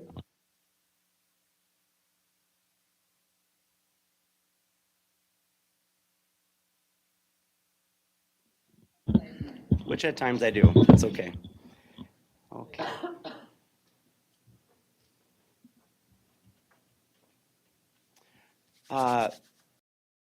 Appreciate the opportunity to come back and revisit for a second reading. This is policy 524. I don't recall any suggestions or changes 2 weeks ago, so I'll just quickly summarize. I don't believe Dr. Green was here during the first reading. The basic changes for 524 again come from state statute, 2 laws that were passed within the last 18 months. It goes all the way to existing, adding some components. The first piece being around what is communicated to parents and, excuse me, and what expectations we have if we do have concerns with students, with student access and technology usage. The second part being the idea of the school-issued device itself and that what we have to share with the public in terms of what's being used and how it's being used. Again, most of that falls on the vendor. And the third takes a look at limited screen time for our youngest students, our pre-K and K students, with very focused screen expectations during the school day. Again, the kindergarten teachers, as part of kindergarten task force, have already implemented and reviewed that third component. So that's already in process. Are there any questions or suggestions from 2 weeks ago or tonight? Think we're good on that one? Okay, thank you. And you just had one of them tonight, right? Thanks, Ryan. Okay, moving on. A second reading for proposed revised board policy 705, and this one is investments. Amy Scalrud, Executive Director of Finance and Business Services. Good evening, Chair Hawes, Superintendent Putnam, members of the board. There were no changes from the first reading.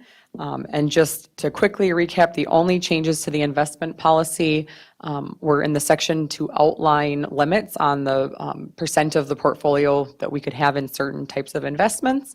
And then some changes to align the policy in terms of investment reporting to the board, which really is aligning us with what our current practices are.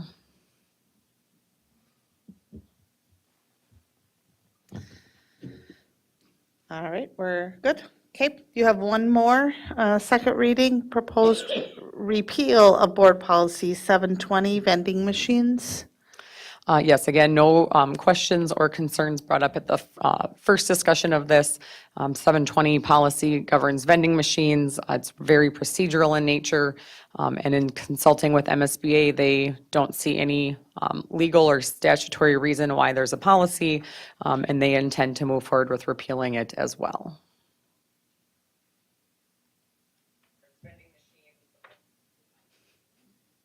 I think we're good. Thanks, Amy.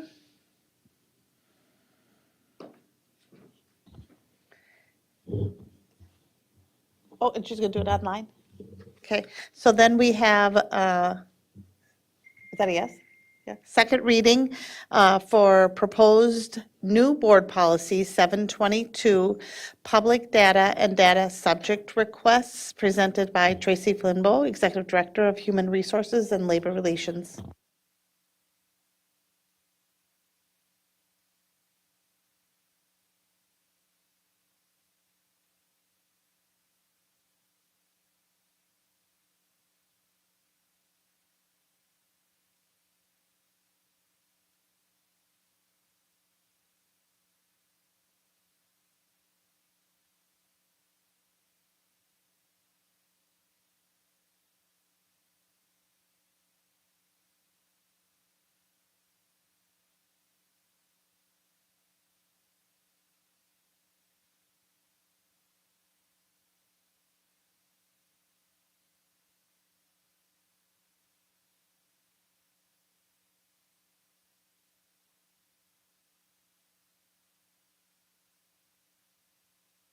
We're good. Thanks, Tracy.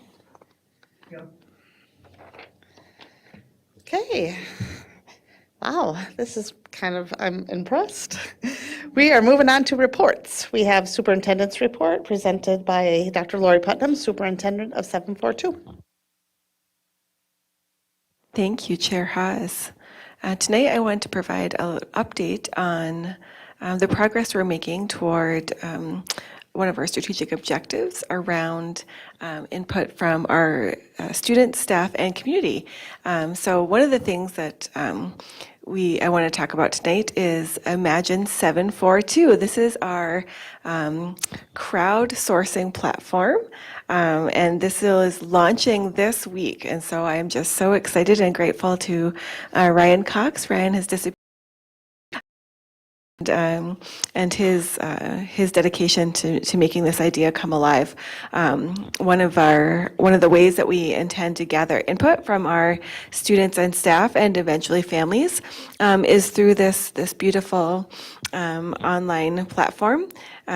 This is our logo. It's Your Ideas, Your Voice. And launching at the end of the week is this question to our staff. So all staff in our entire district will get to answer the question, what is your idea to engage, inspire, educate, prepare, or empower our students and staff? They can send their idea in. They get to name the idea. They get to put any comments in, any details, and then that will go become public to our staff, and then our staff will get to vote on the ideas that really resonate with them, and then so you'll actually visually see ideas rise to the top, and then other ideas will rise to below, and then we'll have some implementation teams that will take a look at those ideas, and again, that will be a committee of staff, and then we'll pilot some ideas, and then the ones that continue to make sense, we'll actually go and implement. And then we're launching this probably early next week with our 9th through 12th grade students, and we're asking them, what is one idea that can make your daily school experience even better? And so I did make a little video. I'm not going to play it for you tonight, but I made a little video that was out in the notebook and the playbook, just introducing this idea, and then we'll be getting this out to our families as well. The students will be part of that implementation team. They'll get to vote. They'll have the same exact process as the adults in our community, and then they'll be part of that implementation and solution planning. So some really exciting there. I continue to go out and meet with our schools and our sites. So we have met with 3 elementary schools. We just did Apollo this week, and the DSB, our transportation team, we have our district administrative office on Friday. Tomorrow. Mike tells me it's tomorrow. Thank you, Mike Rivard. That is tomorrow. And then we have another community conversation on Friday. what we are doing this Friday. And so please, anybody who's listening, we welcome you to join 9 o'clock here at the DAO. We'll be using one of the protocols that we use at our school where we ask 4 questions. What is it that you need us to know? What are you excited about? What do you need us to stop or slow? And what do you want more of? What else do you want us to know? So we use that and we have a discussion. And then our community input gets shared with our entire district leadership team so that everybody can see the input of our community. And then our school input gets shared with our cabinet teams and our directors. They grab hold of points where they can add value or that they need to then move on. And then we put our information back on the form and send it back to the principal so that we're completing a full feedback loop. So, and then I'm also excited to be starting some of that protocol, the NEWS, with our students. So I go out and meet with Tech, I believe it's next week, and then McKinley, and then Apollo, to hear what students need us to know, what they're excited about, what they want us to stop and slow, and then what else they want more of or need to share. So really exciting opportunities. And then again, we do have input opportunities for our families and our community, but looking to launch that crowdsourcing with families a little bit down the road, hopefully, probably late winter, early spring. Yeah, on your website up there, the ideas that are submitted, do they have to give their names or can it be anonymous? It can be anonymous. You could submit for somebody else also as another opportunity. But we have we do have a team that screens, right, just to make sure that everything that goes through, we'll put forward any idea, whether our team thinks it's good, bad, or, but not harmful, or something that's out of alignment with our district mission. So those are the only things that get screened out. Okay, thank you. And then we have Board of Education Standing Committee reports. I believe we have 2. Achievement, Integration, and Equity Committee, Natalie Copeland met today. Yes, thank you, Chair Hawes. We did meet today. And we had 3 topics that we discussed. We were continuing the topic of Indian education and the process of concurrence and non-concurrence, and then also what does compliance look like. And so just got really clear on exactly, so this is based in one of the most surprising times of my first year of the board is hearing that we were in non-concurrence. And not understanding what that was and why it was and what should we do, and it seems like an emergency, but we've always been in non-concurrence. So so that led myself, and then as part of the committee that I'm a chair of, to really bring some education to board members, the opportunities for education from Lacey, and then also to really understand what our role is in all of this. All that to say that what we talked about today in the meeting is that we want board members to understand the difference between concurrence and compliance, and I kind of touched on that last month. But concurrence is a process that's led by the American Indian Parent Committee, and that is when the American Indian Parent Committee representative comes before us and says, here's the things, here's why you are in concurrence or non-concurrence based on our view, and here's the things we need to see. So as a board, the things that we talked about that we need to do is to acknowledge and respect the truth of the parents and the value that their current lived experience is bringing to the table. And part of what we have done in the last couple of years is to understand the historical discrimination and oppression experienced by Indigenous communities, and why and how that has led to having an American Indian focus in our schools per MTE. So that's concurrence. And then compliance is a process that is led by the district and is a requirement from MDE, Minnesota Department of Education. And on November 30th every year, our American Indian Aid application is due. And this is our plan, which Lacey showed us last year of, hey, here's what we're doing to really lift up and support our American Indian students and families, and then also district-wide, what are we doing for education? And so that is the difference between concurrence and compliance. And board members, hopefully, we all know that now, and that we know that what our role is in those two things. Then we talked about two things we've already talked about, new course proposals and immersion program review. And that is all for us. We meet next, we don't meet in December, we meet next in January. Okay, thank you. And then did Board Finance and Audit meet? And when do we get to have a discussion on that concurrence? So that's in the spring of each year is when the parent committee comes in. And I think last year they brought 6 or 7 different things that they said to be, so we asked them last year, what would it look like if we were in concurrence? And they gave us 6 or 7 different things that we, one of them being like that all American Indian students graduate on time, things of that nature. So that whole process is in the spring, and then the compliance part of it, which is through MDE, is happening right now. November 30th is when that is due.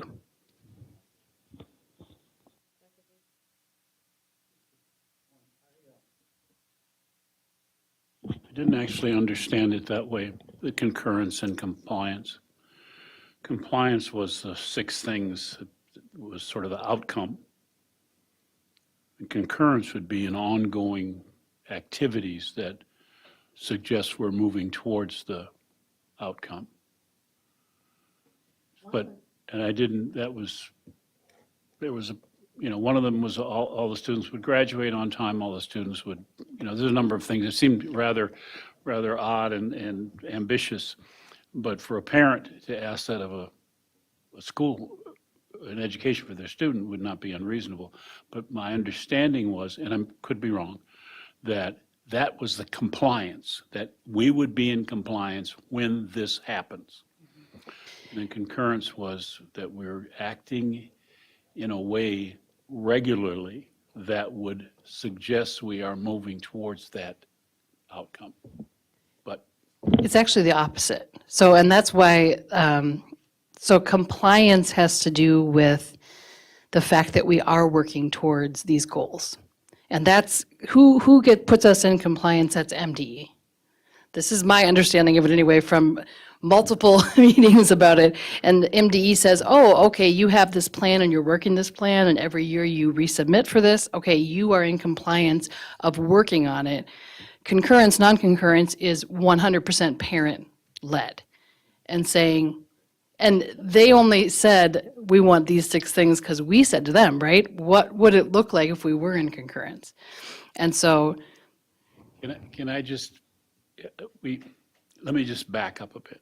When we first got involved in this thing, there was a point where there was a problem with compliance and concurrence. And they came up with concurrence because the point was that we could never be in compliance because what you're asking for is impossible.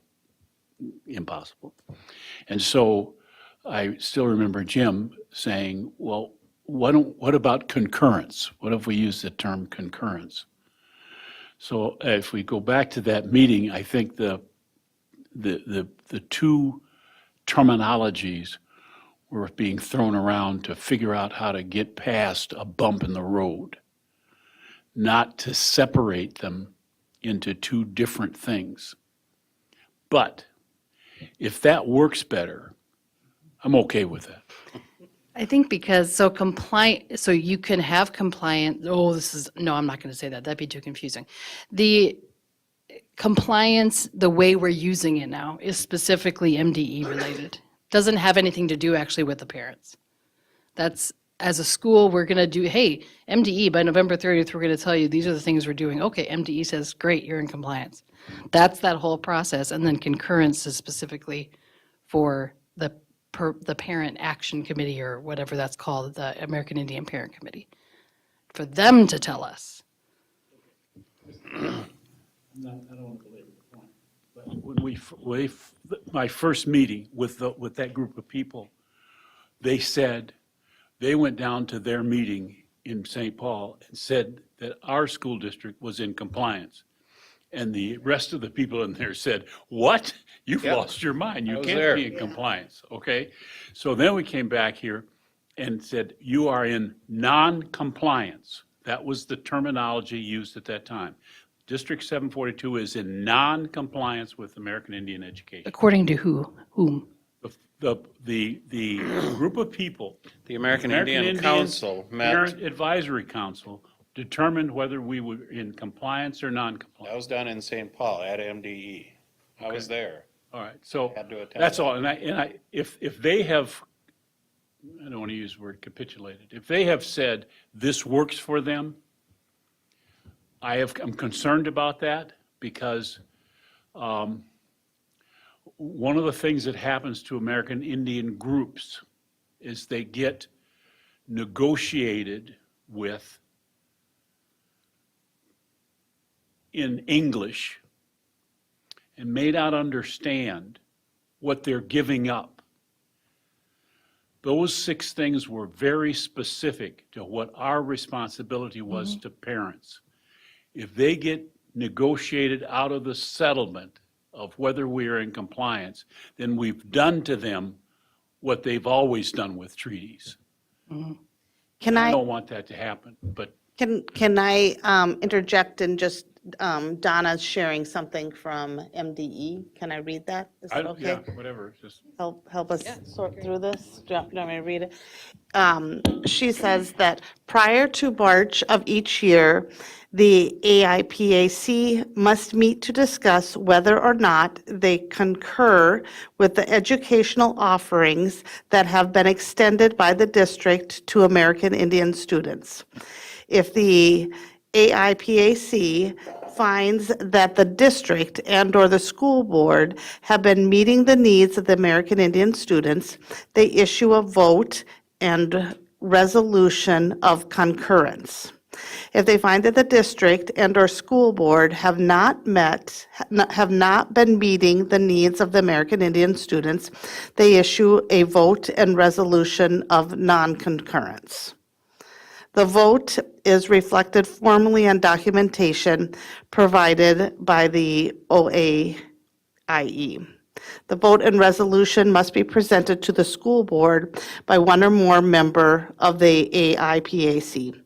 If the vote is one of non-concurrence, the AIPAC must also provide written recommendations for improvement to the school board at the time of the presentation. The school board does not approve the resolution. They receive the information and it is reflected within the board minutes. In the case of non-concurrence, the school board is given 60 days in which to respond in writing to the AIPAC recommendations. The board response must be signed by the entire board and be provided to the AIPAC and submitted to the Office of American Indian Education. I'm not sure if that lines with the, I've read that. And I've called and asked, with Lacey, I called and said, what am I missing here? Because what this says we're supposed to be doing is absolutely not what we are doing.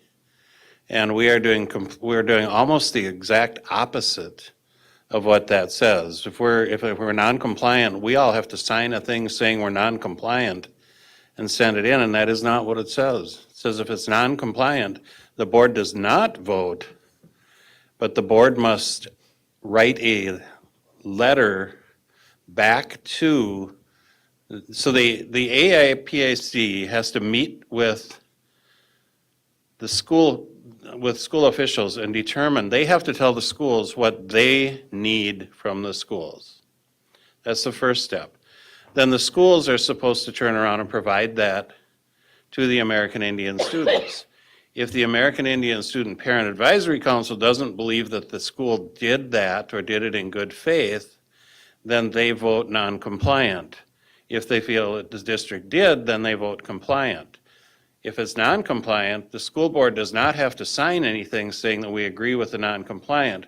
The school board has to put together a letter and sign, everyone has to sign it and send it back to the American Indian Parent Advisory Council saying, here's why the school district did not provide to the American Indian students the things that you asked for at your meeting last spring. That's what that policy says, and that is not what we do. We get handed a letter where we have to admit that we're non-compliant and sign on the dotted line, or you're going to be forever marked, and it's not what we do. Natalie? I don't know that this conversation is productive. Here's why I say that. We've all talked about this till we're blue in the face. And what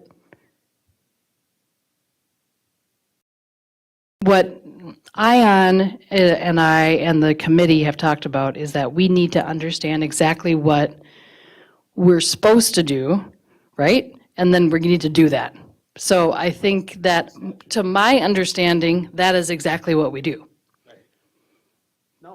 Because so the American Indian Parent Committee said to us, here's these 6 things that if they were to say we were concurrent, this is what would be happening. And we aren't doing those things. That's what we're acknowledging is, oh, okay, you're saying we're not in concurrence because all American students don't graduate on time. This and this and this, whatever the other 7 things are, and we're saying, oh, okay, this is what you're saying we're not in concurrence of. And then Lacey would take it and say, here's the different ways we're going to be working at that. So in my opinion, I've looked at that before, that's exactly what we're doing. Can we send this over? Thanks. That's why I said I don't think it's productive. I think we need to. Okay, thanks. It's got to be looked at. Yeah, appreciate another look at it to see what we're doing and what we should be doing. Okay. So thank you. Finance Committee met on Veterans Day, November 11th, and we talked about a lot of things that we talked about at tonight's meeting. If I can get my phone to open up here. The first item on our agenda was the 2021-2022 audit. We covered that here at the meeting tonight, so I'm not going to go through that. The second thing that we discussed at our meeting was the immersion programs and the projected changes to the immersion programs. We discussed that at tonight's meeting, so I am not going to go through that in detail. Number 3 on the Finance Committee agenda was the summer 2023 projects and possible additions of items for Apollo High School. We discussed those at tonight's meeting, and I'm not going to go through that. And then the last thing that we discussed was there was some activities funding requests. Amy reported that we've had 2 activities requesting district funding for their coaches, majorettes, and trap shooting. Committee recommended that these be brought to the school board for approval on December 7th. And that was our Finance Committee meeting. Thank you. Okay, thanks. And then last, we have future agenda items. December board meeting and work session topics will include the summary reports for the 21-22 World's Best Workforce and Achievement Integration Plans. We have approval of funding for McKinley Restroom Project, a dyslexia presentation, school updates, and of course, policy readings. At this time, does any board member want to suggest a future agenda item? Zach? Just to, I guess, adding this to an action item for the, Yes, need I to- believe that's, if it's not on there, we'll make sure it's on there. That we're going to approve the legislative platform. All right, so that's a wrap. It is 9 p.m. Thank you for watching. We will be back December 7th. Have a good night.